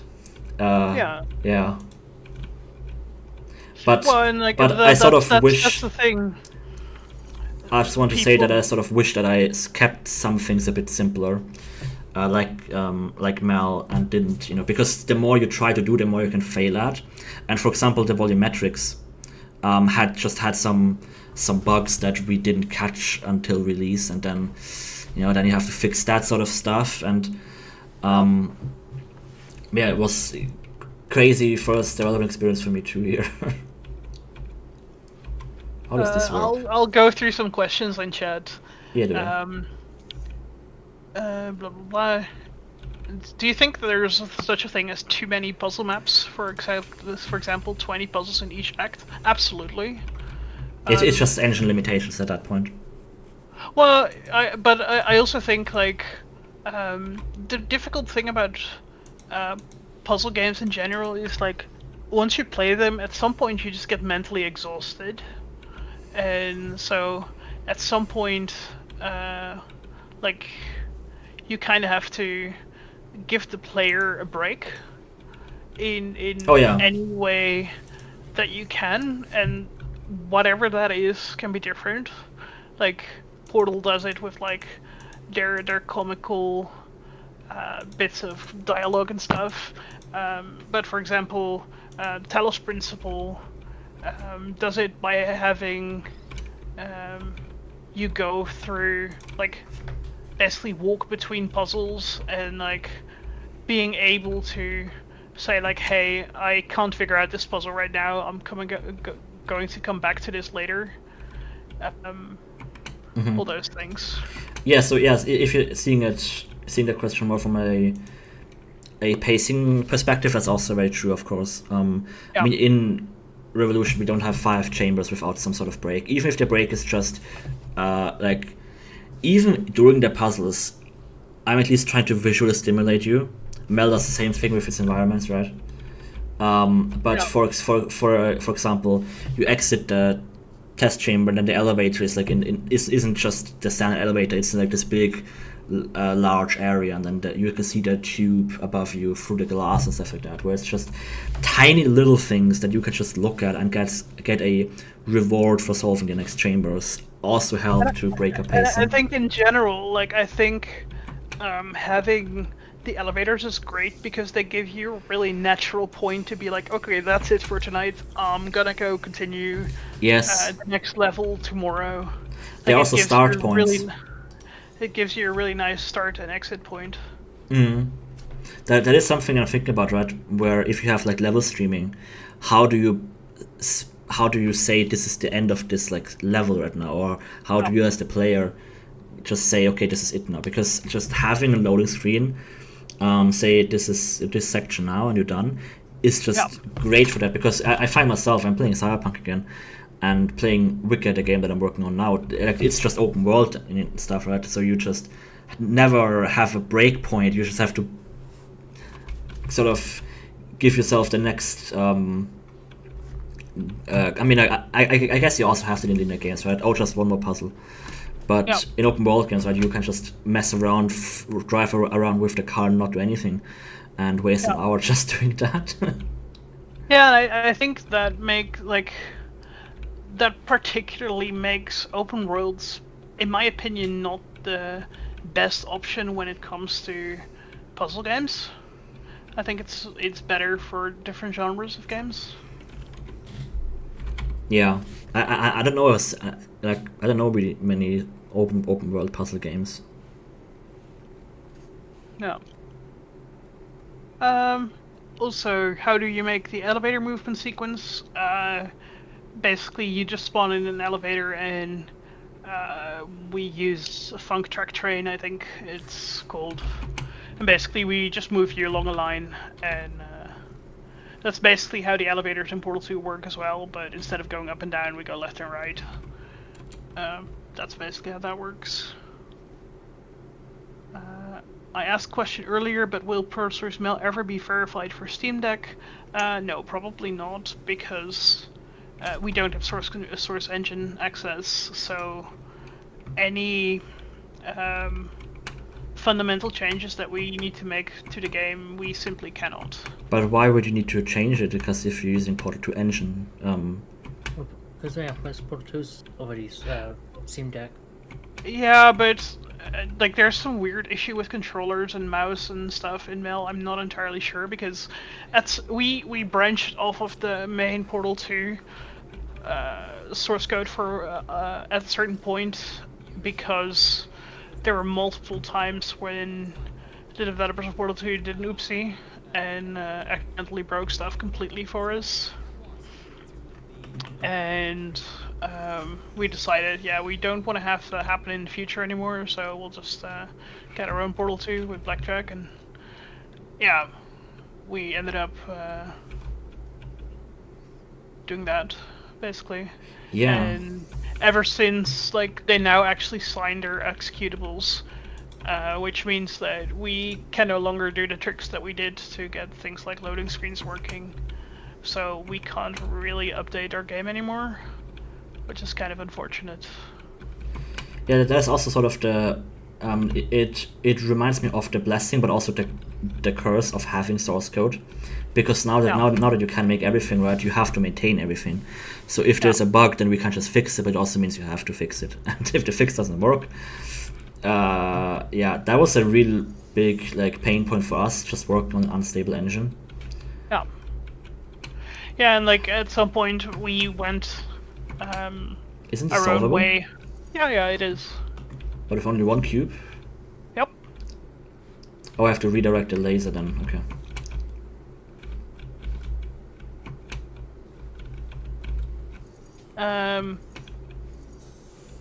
Yeah, you have to use your portals to redirect the laser, and like that's Yeah. the really fun thing about this open chamber. stuff. It is solvable. It doesn't look like it's solvable, and then you actually can. This is easier in the story mode, I think. No, it's the exact same in It story is. mode. Okay. Then I'm hallucinating. So this doesn't even... And I wouldn't say Myst is necessarily an open world game. Yeah, if you stand on that button, you can portal. Okay, so just have to kind of preset the laser. Gotcha. Well, you have to portal yourself into the hole with the laser. So. Yeah, your stream is delayed, I think, so... Oh yeah, it is. There we go. And like the thing with Myst is like you have different levels, and you go between them, and you get an achievement here, I think. I think I already got it. Yeah. One thing here that I noticed is the transition from the overgrown. You hit this all overgrown. You open this door. It's a bit destroyed. Yeah. And now you're just in modern aperture. Yeah. Did you ever think about that? I don't know. I think my modern brain is just... Yeah, it's difficult, right? I think we give a story justification. It's like, oh, we cleaned up the organics here because it was interfering or whatever. I think that's kind of what happened. Yeah.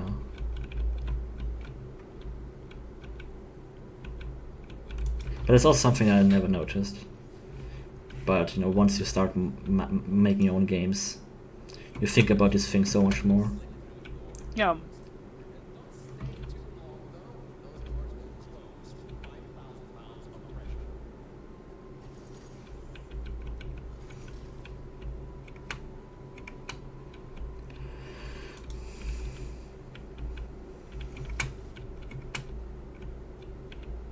Yeah, and I just find this a really charming map. Like, you really get to see like the lifetime of the cubes and like their testing and stuff. Yeah, those are the things that, you know, you often not noticed. Like theming an entire area around this thing, like showing things, or like we're introducing the cubes here, then we've got more cube stuff here, and now we're showing how the cubes get controlled for quality. Yeah, It's like a whole theme around that, rather than just because what I often had, especially early on, and I still struggle with this, like finding this creativity for theming an area around something. Yeah. It's so easy to just make generic boxes, and yeah, things like that where you find some sort of theme and you build on top of it. Yeah. Is always really cool. Yeah, and like you get like the little things, like if you go to the next room, you see like the little cubes, but like you can already, like if you pay attention, like the defective cubes will have a little particle effect playing, so like you can already anticipate like, oh, Turret's gonna break this one. And I find it interesting because we also have destructible cubes, but I did it in a very different way. Because I actually made like you're using a template to spawn all of these things. I think so, yeah. But I wanted this to be a bit more, because you can hold the cubes and they can move on physics tracks, so I wanted it to be a bit more stable. So I actually used the Half-Life 2 sort of prop system, which is all just normal Source Engine stuff, where if the entity takes enough damage, it will actually destroy and like spawn gibs. You know, there's the whole system, and that's for that Half-Life 2 mainly used. But I'm using like the same sort of props as a base. I've just kind of cleaned things up a bit because you can see them a bit closer. Still, the UVs aren't great still. I didn't clean up too much.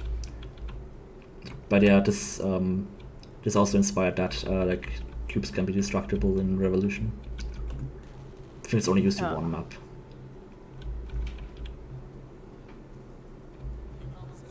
Yeah, you did like a special rotate thing here. I had a similar case, but I just put him a bit over there, and then I didn't have to care about that. Yeah. I did the easy way. Or rather, the lazy way, I wanted to say. Who came up with the idea of the cube test? I think it was a little bit of a collaborative effort.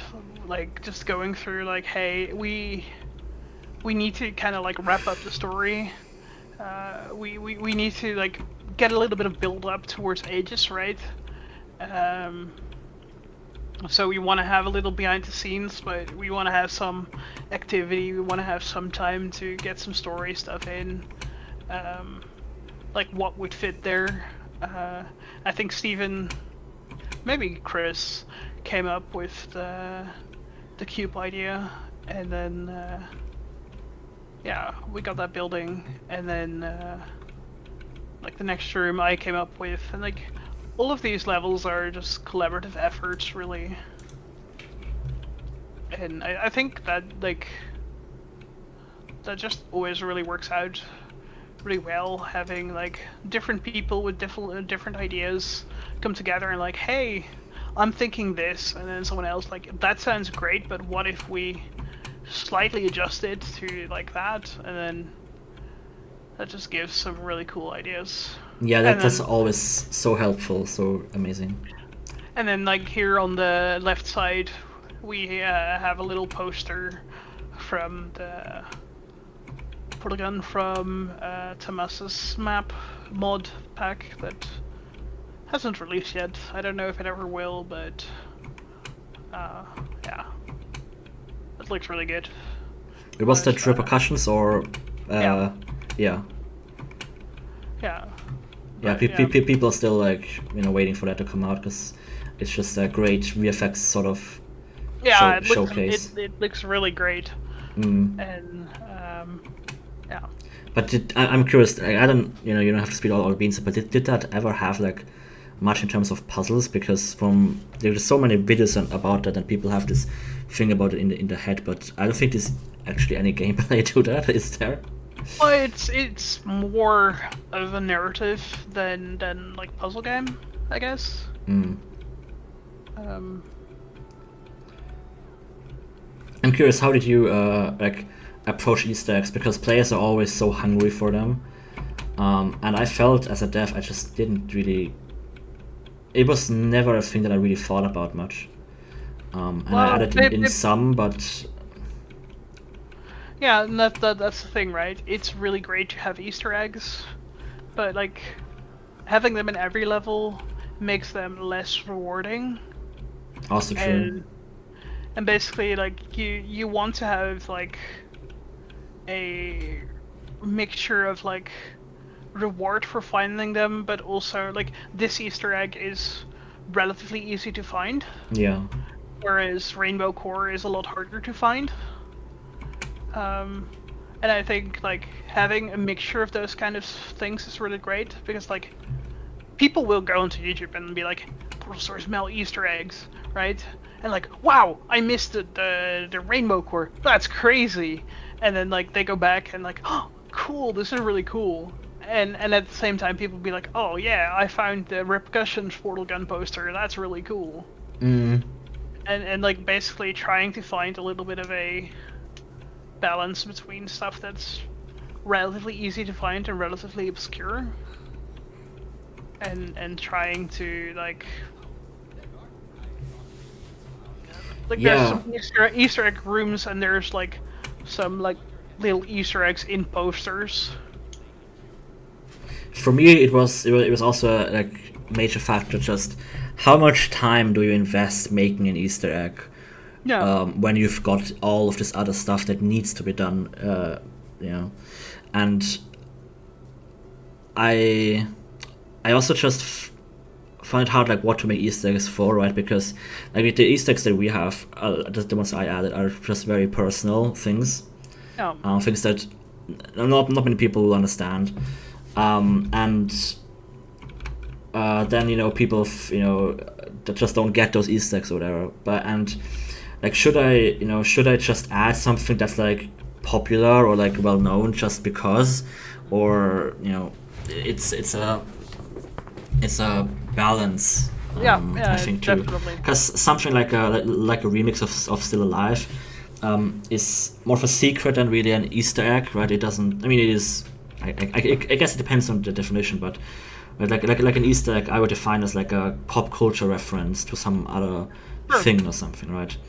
rather than just you're in Aperture and you're finding a radio. That you would expect that in Aperture, even though it is secret. And so what's really funny about these Oh yeah. these things, the numbers on the wall in this chamber, like, and in a bunch of other chambers, I just got a couple of questions about, like, oh, what's the obsession with 2056? That's the number of, like, with one of the developers, Lone Wolf 2056, and like there's a couple of 90s, and there's a couple of 98s that refer to different ones, and like as you mentioned, like, oh, what are certain numbers now, 164 and 242, like I made this room, and like those are numbers that are meaningful to me, and like sometimes there's just random numbers that is like the date when we made this map. I think like when you go to like the next room, there's numbers on the wall that's just like the date that I made the map.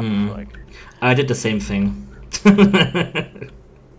you just kind of need to figure out, like, you need some different numbers, and some numbers you can get multiple times, and yeah.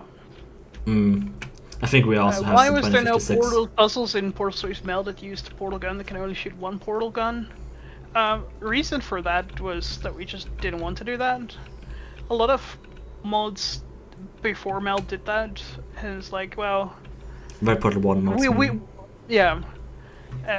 like, well, we don't want you to play Portal Stories Mel before finishing Portal 2. And by the time that you've played Portal 2, you know how a portal gun works. So, like, why should we go through and teaching you about the Portal 1 gun? Especially because we don't have new test elements that justify, like, teaching you in a slightly easier way with one portal. So that's basically why. But there, I will say that, in Revolution, it's sort of dismissing the potential of monoportal puzzles, because oh yeah, no, absolutely. I mean, in Revolution we did the same thing, right? But we don't treat it as a teaching element, really, because those puzzles at the beginning are arguably some of the hardest in the game, and they also only use Portal 2 elements, and like the final chambers there are on par with some Portal 3 Smell difficulty, I would say. It's just because we're ramping up towards it. You're learning the test elements, so you aren't just a fish in the water, don't know what to do. You actually know how to solve them. But there are some tough nuts in there, and so you could have used it. But I mean, if you don't want to, then it's fair. But you're absolutely right. Like, you can really make fun one portal puzzles, and I've made several, and I think you can do really fun stuff with them. But like, that was a decision we made relatively early on, and you start in old Aperture, and like, if you start in old Aperture, like, having a button to control a portal gun or whatever doesn't really make much sense, and yeah. Also, here, if you don't open this thing, you get some really fun voice lines. I already eventually. Yeah, I mean, that is just also a decision you have to make about the gameplay. They're always intertwined. In Revolution, it worked really well, but yeah, that's... Yeah, and like, I think it's a choice that worked out well for Mel, but I think it also worked out well, like, the opposite decision worked out well in Revolution, and I think that's one of the things in game development. Like, you have to make choices, and they're not always binary, and there's not always a good or a bad answer. You just choose one and you stick with it. Yeah, it also just goes to, we're making games to finish them and ship them, not to just be working on them forever. And sometimes you just have to. It is really good when you decide early on what your project is and what it isn't. Yeah. Right, because that is something that Revolution struggled with for a long time, not knowing what it is and not knowing what it isn't. And then once we got the code, we got even more possibilities. So there was even more that we could do. Yeah, and and then you get to you just have to limit and know, okay, no, we're not doing a teaching shell, right? We're not doing whatever, remaking all of the assets. We're just focusing on this and try to do that well, and then we actually ship this thing. yeah, exactly. And like, I don't know the term for it anymore, but like, having too many options can just work really paralyzing. Yeah. So like, so sometimes you make a choice early or you make a choice later, but like, you just have to stick with it. And also, this is a really stupid joke. I don't know if you ever noticed. We have LEP 80 as in 80, and then we have LEP 8E as in 8 with an E. Oh. And they're both pretty much pronounced the same, but it's 80 terrible. and 8E. Yeah. Oh man, I never noticed that, no. Also, our periodic table has hydrogen on it twice, which is really nice. Oh, it's got one there.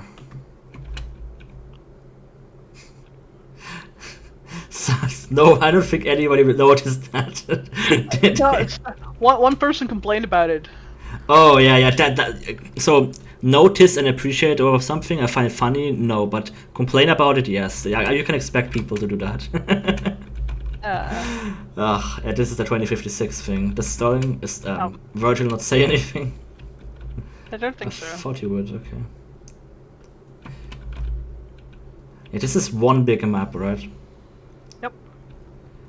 Yeah. Yeah, what's fun is like the three main mappers of Forceless Mel, which is me, Lone Wolf, and T-Mast. Like we all created like one part of the map, and then like stuck it together. What did you do to? I mean, I know the answer. What did you do to like share project files to collaborate together? Google Drive, yo. Google Drive. I just send files back and forth. What's the source control? Nobody needs that nonsense. Yeah, we used Git, but we're actually using Google Drive. Never mind. we also had a cloud that I hosted that was mainly used for the audio people, because I don't want to require the audio people to deal with Git, to download the whole repository and sync everything, and then they can upload the thing, and then they obviously don't understand how it works because it's made for programmers, not for artists, and then everything breaks. I didn't want that, so we just made it simple. You just have a cloud, you just upload your files there, and it was so much simpler for everyone. Because I was also the one to implement the files, so I could just get them from the cloud, do my changes, commit them. Yeah, that also sort of adds to what you were talking about with like showing people, with how to get people to work on your project. I wanted to add to that too before, where, I also get asked that, and you really just, like, as a lead dev, you just have to show that your project is worth their time investment. Yeah, and like you have to continuously show that you're working on it, that you're pulling the project forward, like give regular updates, like, hey, look, I've done this, I've done that, and like at the end of the day, like, people are helping you with the project, so like that's really awesome of them. And they give you their time and their effort, and like, it's different from a paid job. You can't be like, hey, I expect this map to be done by next Wednesday or else you're fired. It's like, well... Well, you did fire Chris a bunch of times. But... yeah, but that was more of a joke, of course. I know. This is also something that I had to learn, because at first I was a bit more I expected more of like people to keep the commitment for years or whatever, right? And eventually, the team that we ended up doing, we worked together for years, but there were also people who just wanted to contribute a few things or just make like 2 assets or whatever, and then but they can't commit for years. And it really took me to learn to differentiate between those people, because you don't need to need to do like a whole onboarding process for a contributor who gives you like 5 files. You can just share those files over disk or whatever, just be much easier. That's also a thing that I try to do, like reduce the friction of people that's needed to contribute to the project, right? Because if everyone had to jump through the hoops of using Git to do anything for this project, right, then that I feel like not much would have happened. And like I've had similar things with like further projects, like the file format for textures and images, like textures and materials in Source Engine is, let's say, exoteric, right?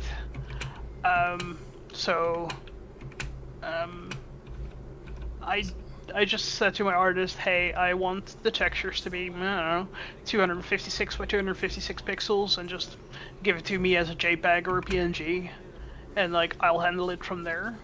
And that's what you talk about, like, you know, reducing the friction. And I think that's a skill that really helped me in further projects, like in another game that we worked on with a bunch of the people from Borsley's Mill, the Captives Blood for the Demiurge.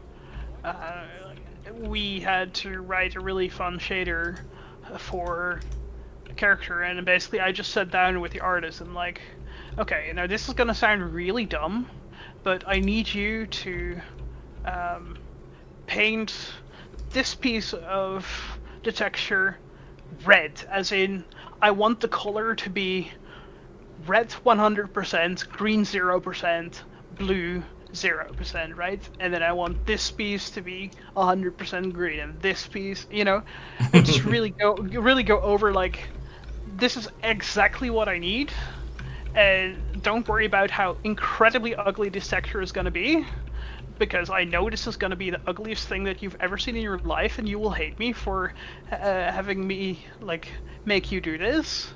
But trust me, once we get to the final product, this will be really useful. And just like communicating that clearly, like, you just have to do this really simple thing, that just works out really well. Yep. It's also just understanding what people's strengths, limits are, you know, knowing what their role is, because it's easy to just expect everyone, why don't you know this, right? And some people are like more jack of all trades that know a lot of stuff, but not everyone is. And like for example, I immediately made the decision, no, audio guys don't need to care about how the engine works. I mean, I did ask them to give me a WAV file in 400 in 44,100 hertz, 16-bit PCM, whatever. But I also had just wrote a little script that would convert the files automatically if they didn't give it to me like that. But eventually we did all find a great workflow, and I got all of my files in the perfect formats. And exactly. With the models, eventually Monty just became such a source shader wizard. He is so good at getting source vertex lit to look good in the engine, and that is such a like rare trait, because you need to be technical enough to understand how these shaders work. You need to be an artistic enough to know how to tweak your stuff to match that, right? And that combination is and you also need to have the mental, you need to sort of torture yourself to go through that process. You need to be willing to do that. And as you said, like, I think the jack of all trade things, I think that is also really important as like a project lead. Like, yes, the lead needs to be jack of all trades, pretty much. And you need to like at least have a rough understanding of what everyone is doing and how things are going. Because even though I didn't make assets, like I didn't make models or textures, I edited a lot of stuff, but I didn't make like a wall material, or like I didn't model the spire or the player, but Yeah. I knew how to communicate what I wanted with the people that made it, with Monty. Yeah. And also with the music. I'm not even a musician, but I just try to sort of direct, hey, you know, this is sort of what I'm looking for, and then he gives me a sample. Hey, you know, how does this sound? And I can give some directions. But also important to not overstate, you know, your as a lead developer, you shouldn't overstate your power or whatever, right? And say, no, No, this is no. exactly what I want. This is exactly what I need. You've got to, especially on a volunteer project, right? If people don't like to work with you, they will just leave, and the project Yeah. will go on hiatus. Yeah, and Yeah. I've had that happen with previous projects. Like, sure, I had a vision for what I wanted from Portal Stories Mail, right? But at the end of the day, I trusted my team to be like, hey, we need to do this. And at the end of the day, the most important thing is that the player experience is great. And so if I have a great idea, but it doesn't work out, or like the player experience isn't good, yeah, well, in my opinion, I should give up and change it for the better of the player. Yep. And a lot of people don't seem to do that. They're like, no, I want my vision, and then like, yeah. Having a vision and still allowing feedback and like external opinions aren't mutually exclusive. They can exist No, side by exactly. side. But then it is also like like an ego thing that everyone has to learn to sometimes just admit that you were wrong, and that this Yeah, is the better way to do things. exactly. Ba- ba- I wish Prism Studios was still around, to be honest. I feel like there are some loose ends. Sure. I mean, you But guys did a lot of stuff. You made Mel, you made VR, Demiurge. What was the YR initiative about? Oh, it was really cool. It was about little robots, and like, you like controlled the little robots, and it was a game in VR as well. Oh, wow, really? I couldn't have Yeah. no, how could I have known that? The But yeah, YR like experience. if you just walk back, by the way, you saw there was a 2311 on the wall there, and that's literally like the date that the level was made. You still remember that? 20, the 23rd of November. Yeah, I can't find it now. it's at the shooting range. Yeah, you did lay am already further. And yeah. It was kind of cool, but it had some fundamental issues, and we couldn't really solve those issues in a way that didn't require us to completely overhaul the game. And so we ended up deciding to do to not continue with the project. And I think that's also like an important choice to be able to make, right? Like, well, this is a great idea, but it's not working out, and like, if we have to restart the whole thing, it's gonna take us another like extra year and a half, and it's just Also, not really finding worth that it. out early enough is also great. Yeah, I think the project was in the works for like, I don't know, 9 months or something.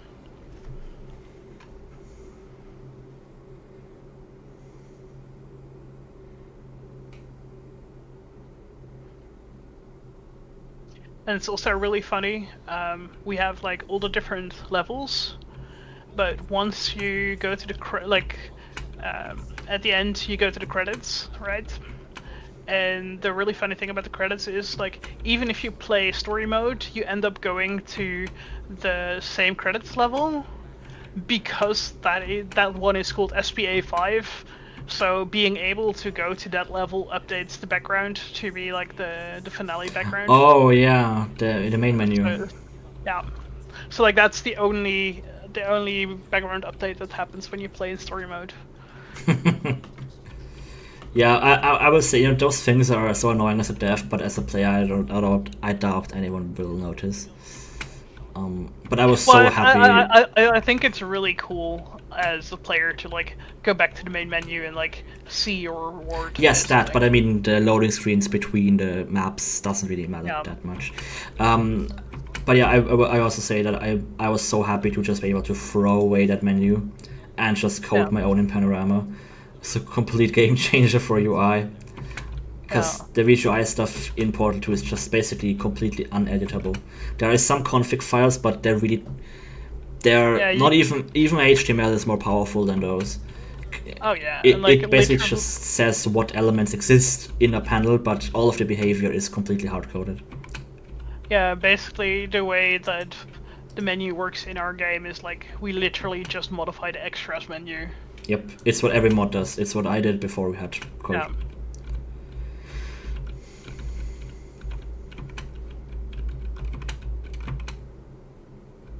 I remember taking this map and removing all of the gunk and adding like a room to this door that you would come in to activate to enter GLaDOS into Aegis. I made that map.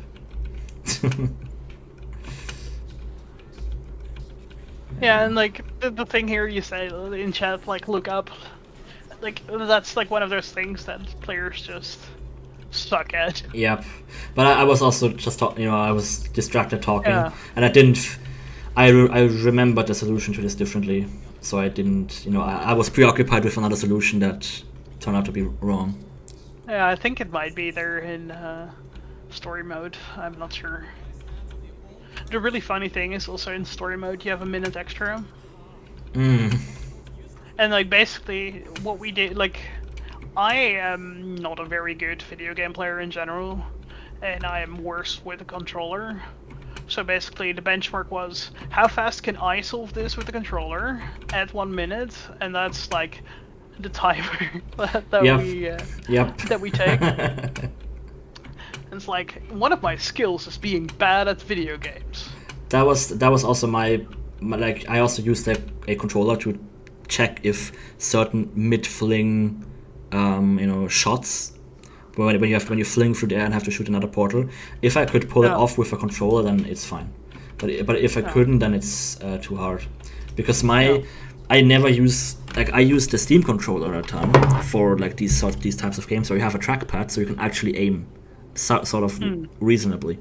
But on like a normal Xbox controller or something where you just have a joystick, aiming is pretty much impossible for me in first person. So yeah, that sort of simulates someone who is not too familiar with mouse controls. Yeah. Yeah, our timer was just a bit more sort of just chosen out of the thin air though. Yeah, I think we also like rounded it up to like because it's like what 5 minutes. Yeah, no harm in rounding it up. And like I think this is like 4 minutes. I think actually in story mode you get 6 minutes. So generous. And like pay attention to like the music here. Like it should now be more intense than it was when you were on the other side. And then once you go upstairs, I think it intensifies once more. Yeah, I mean the fight didn't really start until now, right? So that's the first one makes sense. I never noticed the second one though. Because in our finale we also have like 3 stages. Oh. I didn't know that Mel also had them. Wow, that. Okay. Not really much cover. Time to do that again. Yeah, I think like when those like Tommy gun turrets show up, that's when the music intensifies. It makes sense.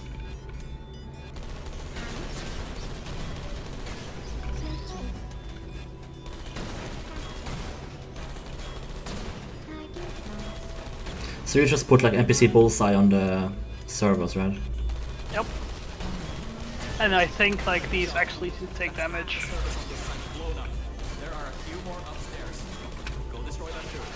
The thing that I will say is that you don't really use portals much to defeat the turrets here. that's something that I kept thinking about when I was designing certain puzzle elements. Are we actually using portals here? I had to keep reminding myself that we're actually, you know, this is Portal. Yeah. Also, my favorite thing about these turrets is that they have like a thing on the bottom that says "Do not tip." Yeah. We don't have much time left. Hurry.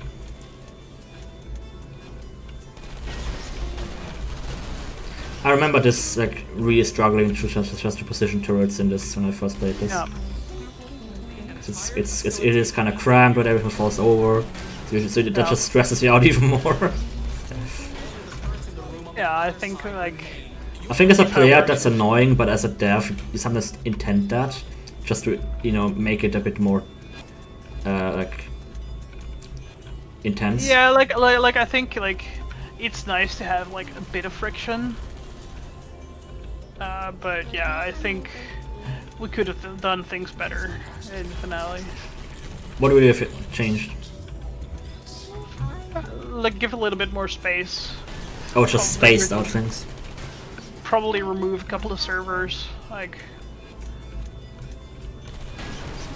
Yeah, I feel like always having 4 next to each other, right? Like 3 would do the same trick, probably. Yeah. And then exactly. Yeah.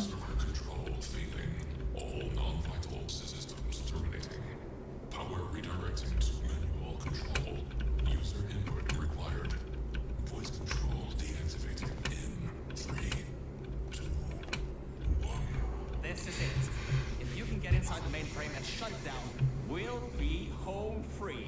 You So and I can live forever. Also, fun fact, like you press a button, like an invisible button at the end of the fight, right? And the button is actually called press E to hire as valve, which is really funny. Manually shut it down from the inside. yep, I should have put this. I should have named the button the same way in Rebel, but it didn't. Yeah. So. When did you design the boss fight? Was this also like a day before release? We finished this? No, this was. I can see. I have a picture on Dropbox on the very first iteration, and it's not suitable to be posted in chat.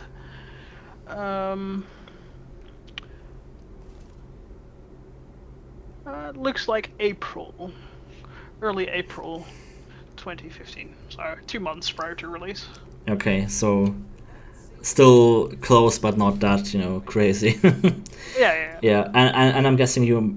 I think like, did you make the levels mainly in order or like in crazy whatever priority was? What currently was? A little bit all over the place. Like we had a bunch of individual levels. We had a bunch of like our initial focus was on the puzzle levels, getting those nice and trying to figure out like what's a good order for them. And then once we solidified the story a bit more, because like, yeah, we finished the script pretty late, but like the script was written over like 2 or 3 years. So like we had parts of the story, or at least like the general direction of the story of earlier parts of the games earlier. So like those things happened earlier. Getting like levels set up for those. And like that's also like collaborative effort, right? Because building the levels inspires the story, and the story inspires building the levels again.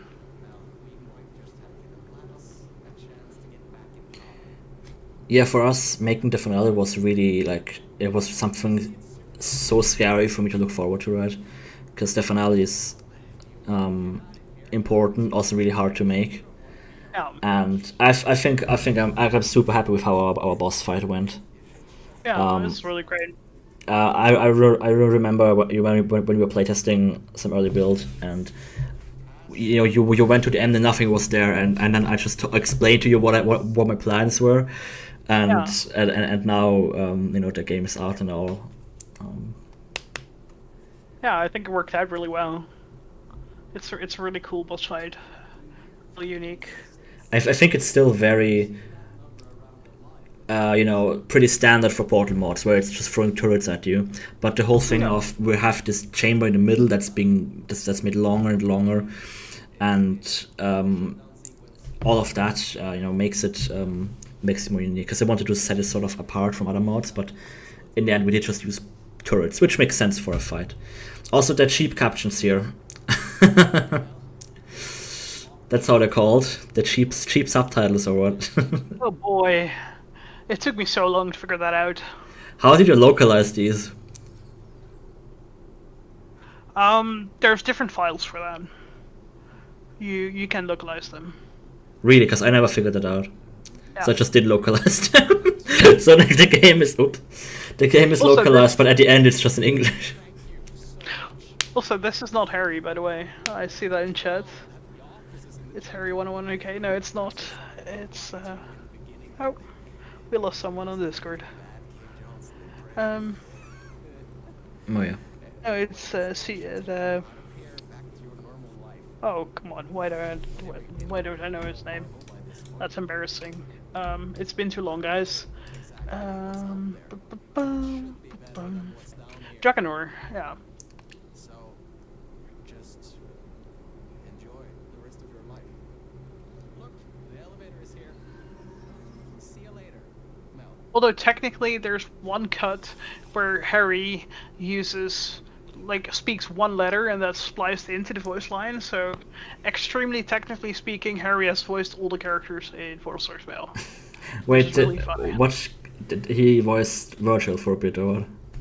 Well, like literally one letter. Also, in the background here, there's an xenomorph. I forgot where, but there's a xenomorph in the background. Also, the sound of the whoosh whoosh whoosh is literally Harry going whoosh whoosh whoosh. Wow. It's probably funny. And like this was a specific map that Steven made, Lone Wolf, to really get this exit. Well, Virgil doesn't go with Mel because he has plenty of other things to do still, and he just wants Mel to be happy, and he just goes on his merry way. Also, this is really funny. You get like a shadow of Mel here, but because of how the lighting works, like the actual model, we stretch out the neck like a giraffe to get like to get like the shadow of the head of Mel there. If you had no shadow there, no one would have noticed. But it's really funny, and then like you come back to like that scene that you had at the very beginning, but now completely like overbuilt and changed and all those things. And this was kind of inspired by the Maze Runner.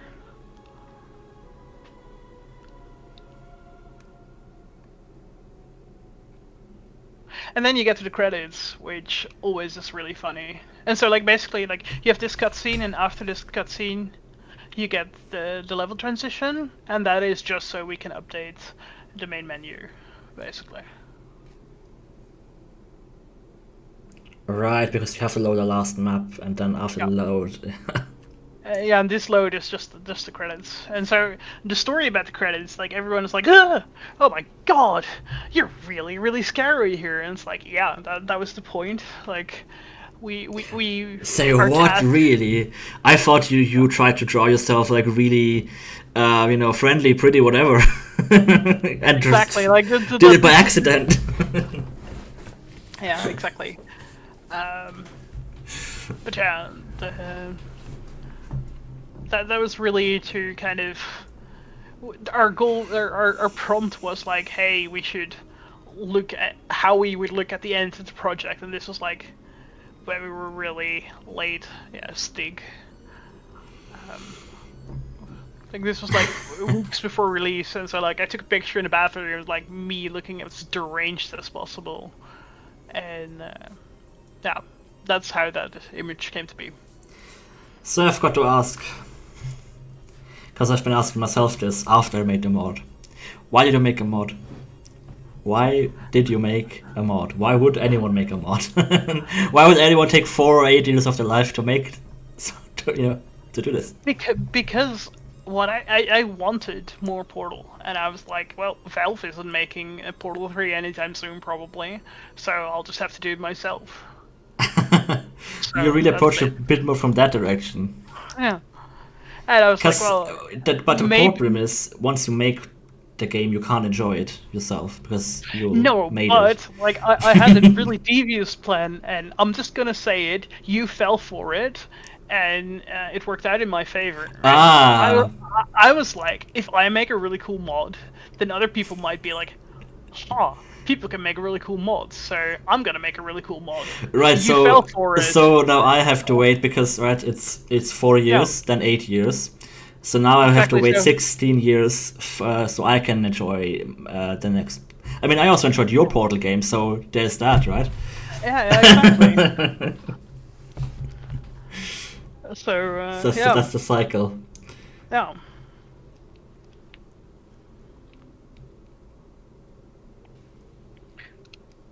Yeah, I really like get a little like tie-in to Portal 2 after like as an after credits scene. That's always really fun, and then like you go to the main menu and you get like the different background music and stuff, and I think that's pretty cool.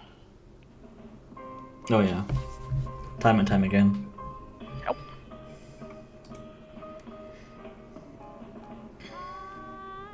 How was it to make looping Bink with videos for the background? Look, that's something that I've erased from my mind. I was so you can't actually do this in Portal 2. You can actually use background maps, but I was so glad that we could use background maps, so I didn't have to loop anything anymore. Yeah, because this Sure, one I is don't- rather simple. This is mainly just a screenshot with some like grain over it, but like something like the fan spinning with the volumetrics. How the hell do you line it up? Well, I don't remember. I think Harry might have done that. I think he probably did. Guessing And so. so Yeah. like, he'll know what he's doing. So But that was really a pain when I started modding, making background maps, background menu videos, having them loop up and stuff. Like I had a background map where there's just like a paint pipe that's pumping paint. Right? How do you loop that? I kind of just like cross faded between the frames to sort of, because if it's in the corner you don't really notice it, but that still was a Yeah. great solution. Yeah. yeah, you can possibly like dither it or something to help it even further. But yeah, there's always unexpected challenges. Yeah. You just like don't even like think of. They're not even things that you can, expect to be a problem, right? Also using the Yeah. Aperture logo here, that's unused in Portal 2, which we have a Yeah. clean version of, the Apple Labs. Yeah, yeah, and like for example, like how hard can subtitles be? Well, that was quite a challenge, and then you Yeah. figure it out, and then you're like, wait, why do my subtitles not work during a cutscene? And like eventually, I was like, they don't even do this in Portal 2. Shit, can I actually do this? And then I played some like we stole a bunch of cobwebs, for example, from Left 4 Dead. And so Lone Wolf and I would go like play through Left 4 Dead and just turn on cheats, be invincible, and be like, hey, look at these nice cobwebs. Oh, this is a nice trash can. Oh, this is a nice fire hydrant. And, you know, just go through the maps completely disregarding all the zombies around you. And, like, once upon a time I didn't press spacebar when the game started, and I was like, wait, they start an intro sequence and they have subtitles, so it is possible. And Oh, then, that's like, when I noticed the cheap subtitles. yeah, Yeah, I found those I noticed that because in Portal 2, in the intro sequence, the subtitles are different in the container write, because it's just one long audio file. All of Wheatley's voice lines and all of the bits and bobs that are bouncing around is just one long sound file. and it's Crazy. playing the cheap titles over that. I didn't notice that was the case, so I was just like, "Oh, you don't have like subtitles during text like for videos, so how does this work?" And Left 4 Dead 2 managed to solve that for me. Yeah, so, And as then, subtitles. And like the nice thing is a lot of source files are relatively easy to check, so I just like opened all the files and just started searching for like the first line in the dialogue, and then I found it and it's like, so we can do this. And I think it's like I don't even know, like it's in game UI text or something silly, and then we managed to put it in somewhere else, and because we put it in somewhere else we managed to actually translate it. It's kind of silly, but it works. Yeah, it's subtitles was also one thing that I obsessed over way too much in Initiative, trying to get the subtitle lines as short as possible for the comedic timing, right? If you have a joke, Yeah. you don't want to reveal the joke at the end of the subtitle because people read ahead and then it's ruined. Yeah. So you want to have the comedic timing, so you need to, because how you do it in Source is every sound script has a subtitle, and every sound script is like a sound file. So you have to basically actually have different. Every time you want to break the subtitle into a new line, you need to make a new voice file for that. Yeah. And in Mel, you would then also have to make a new scene for that, right? Because you only have one voice file per scene. I would actually then take them into Face Poser and align them one in order and just have like 10 voice lines in a scene.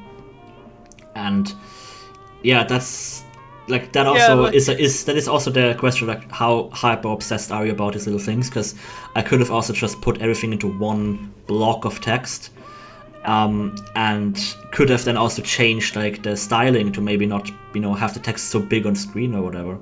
I actually did that. I moved the subtitles in Revolution. Subtitles are further down than in Portal 2. I don't think anyone has. I forgot this. Yeah, Yeah. but it's also one of those things where like Source Engine was initially designed for 4x3 monitors, right? So like the placement of it is still designed for 4x3 monitors. So going to 16:9 monitor like messes that up a little bit. Yep. And like I'm running a 21:9 and it's like Yeah. You always found the weirdest issues in Revolution. It's always really funny playing Left 4 Dead. Like if you get the blood splats on your screen, they don't scale properly. So in Left 4 Dead, I get horizontally stretched blood splatters on my screen. It's always really funny. In Revolution, you opened you had a background map, and on the sides it would just show skybox because we didn't account for high, very wide screens. So we were crunching with you like weeks before release or so, just because you're the only one to know if that's like resolution or that aspect ratio. Yeah.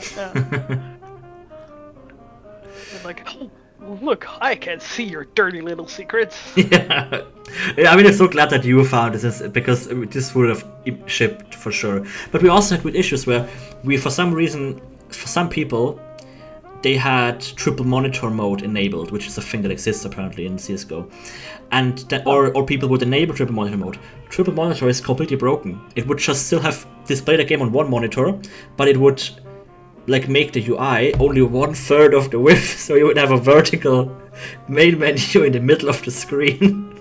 Exciting. And it just completely broke people's like UI, so we just completely killed triple monitor mode, just turned it off. It doesn't even work. Yeah. Yeah. Yeah, I think in CS:GO, like triple monitor mode, like focuses the UI only on your middle screen. Yes, but it actually stretches the window, right? But in Revolution, it would just the window was the same size, but the window was just 1/3 of the width still. It worked, Asterix. Yeah, but it sucks when you find that stuff only after release, right? Yeah. What was some of? I think we're gonna end in 10 minutes because it's already been like 3 hours. What were some of the things that you like found after release that weren't called in testing? The difficulty must be the biggest thing. I was convinced that Mel was too easy. Because Yeah. I think that's like one of those things that makes puzzle games in particular really hard to design for, is like you come up with a puzzle, you play through it hundreds of times, and you're like, yeah, well, you just place a portal here, place a portal there, go through the thing, and go there. If you can load up, I forgot what that name is. Hold on, let me look up. Portal stories, smell maps, level names. I think it's SPA4 destroyed.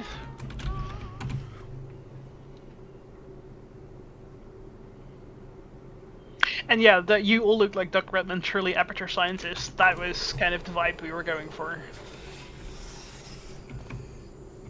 And like, if you no clip to the second puzzle in this test,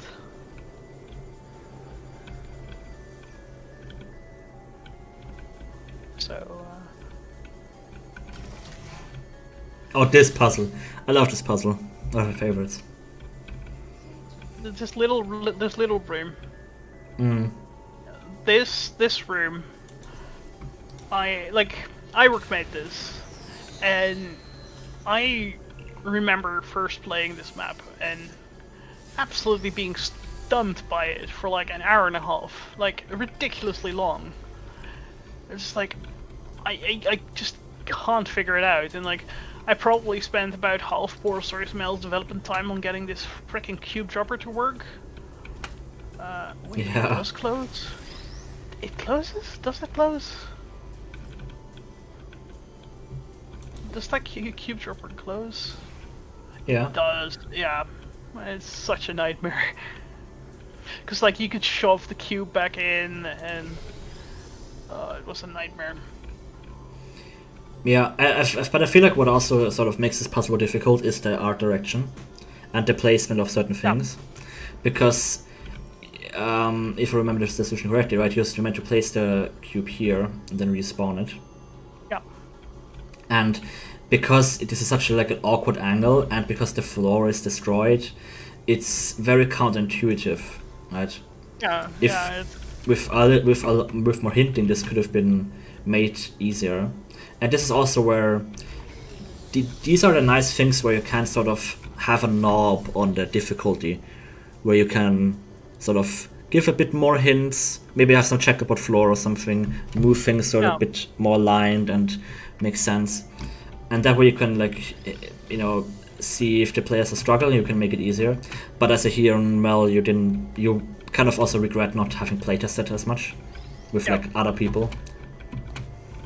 Because I also feel like I'm in that camp, right?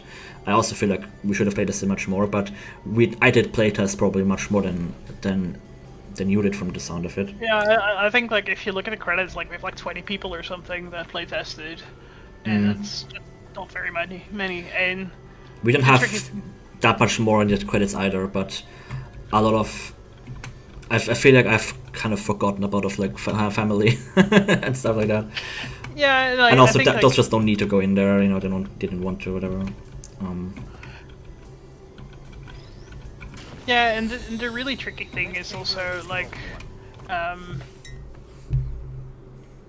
the playtesters we had were people that had a lot of experience with Portal 2, so they're also not necessarily representative of the average Portal 2 player.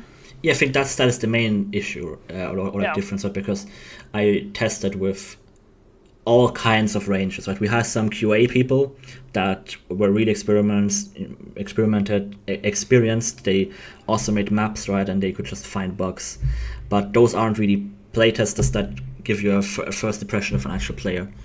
So I kind of also reserved some of my friends, for coming in later, so I can, because once you have the first impression, you can no longer get a first impression from that person. So you gotta be careful about who do you send the game, who do you let playtest at what stage. And then I would just sit here with a notebook behind a friend playing here and silently scribble down, didn't notice the button, didn't look at Sterling. I think when it came for playtesting, for example, Superland 6 inches under we had a much better idea of what we're doing, and so From there on, even we'll then, have to like move the first playtester because that's the last took glance at 3 hours to go through the very first area of the game that we estimated to take 20 minutes, and like we noted down like 450 issues in just the first area, and like from the most minute things, 450. like there's like this mesh is slightly misplaced, or like player doesn't see this, and like we then spent like 2 days like going through all the tiny little details that we noticed and changed all those things up. And then the second player who came around was like they picked up on a bunch of the changes that we made. Like he didn't notice them, but we noticed like the impact that our changes had, right? And so like the second player took like 30 minutes to go through the same area. And it's Ah. like So this was That's- actually a that's- case where the time that it took them to play was actually problematic, and not like, oh, you know, Yeah, we yeah, just yeah. accidentally made such a enjoyable game. No. Okay. It's just like no, they're missing things. They don't see things. That is frustrating as a dev. Yeah, but at the same time, like we made mistakes here. We need to fix this. Yeah. And that's like once again like the kind of ego thing versus the like what's best for the player, right? Yeah, there's always And- always the balance of you have some sort of vision and design that you want to Yeah. have, right? And players give feedback and say, oh, I don't like this element or whatever. Or, Yeah, and it's just and the you have to blindsiding know. of your own thing. You have to know when to, because you also can't just listen to everyone and they say they like red, you said you like green. Well, who's right now? The apple. It's an apple. It can be either color, right? No. But yeah, there is also I'm often thinking, well, the game is there to be fun, right? Yeah. If you can give me, if you can give me a logical reason to why this design is less fun, and I can agree with that, then let's remove it, let's Yeah. rework it, whatever. Yeah, and if you're like, well, the player is stuck at this one particular thing for an hour and a half, it's like, yeah, if you were to play a puzzle game and you're stuck at a puzzle for an hour and a half, would that still be enjoyable? Or would you rather have the puzzle be 30 minutes and, like, not have that one step that you can't figure out, or like a hint towards that one step? Or... This is where this is what I find where the discussions can get pretty heated, because there's often this like gamer mindset. Oh, this is too easy, whatever. I breeze past this, and because it's too easy, it's bad game or whatever. Yeah. And there's often those discussions are never really formal. They're just trash talking skill issue, whatever. Yeah, like I recently played a game called Little Gator Game, and it's a really cute game about a little gator, and like he has a big sister, and the big sister went to uni or whatever, and so she has to write papers while the little the little gator just wants to play with her, right? It's a really simple game. It's really easy, but it's really charming. It's really funny. And it's like, yeah, no, this wasn't a difficult game. Absolutely not. Like, I can probably get my 4-year-old niece can probably not play it, but like in 2 years she can probably play this game. But like, I had fun playing that game, and like, I also have fun playing Elden Ring.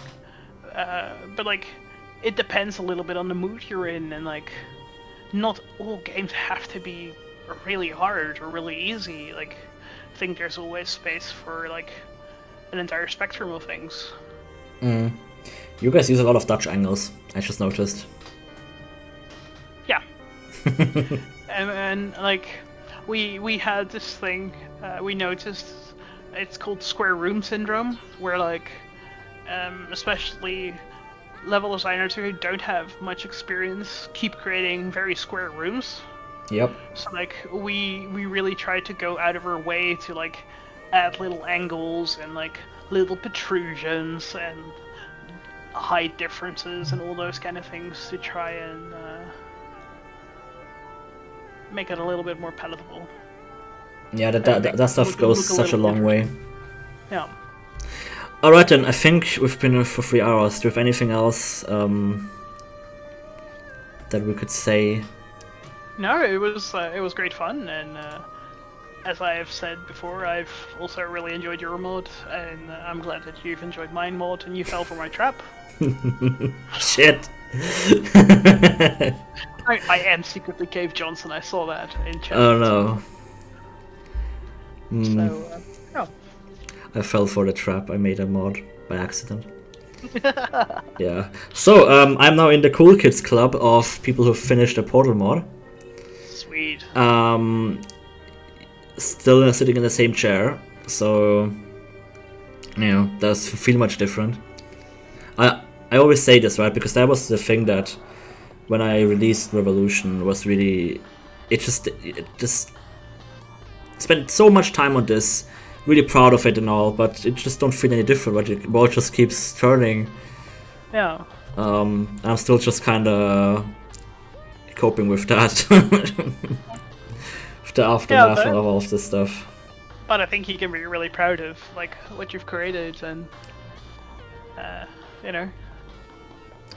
Well, so it, can you. and, yeah.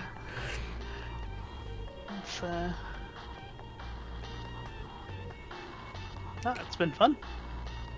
Alright then. Let's leave it here then on a positive note. Exactly. So, thanks everyone. This has been fun. Oh, the game audio is gone when I change tabs. That's normal. Isn't there a setting for that? I thought there was. Whatever. Well, thanks for that chat, Anna. Thanks for making Mel. I always want to say thanks for making Revolution, but I made that, so I'm not gonna thank you for that. Right, thanks for inspiring Revolution. All right, awesome. And see you all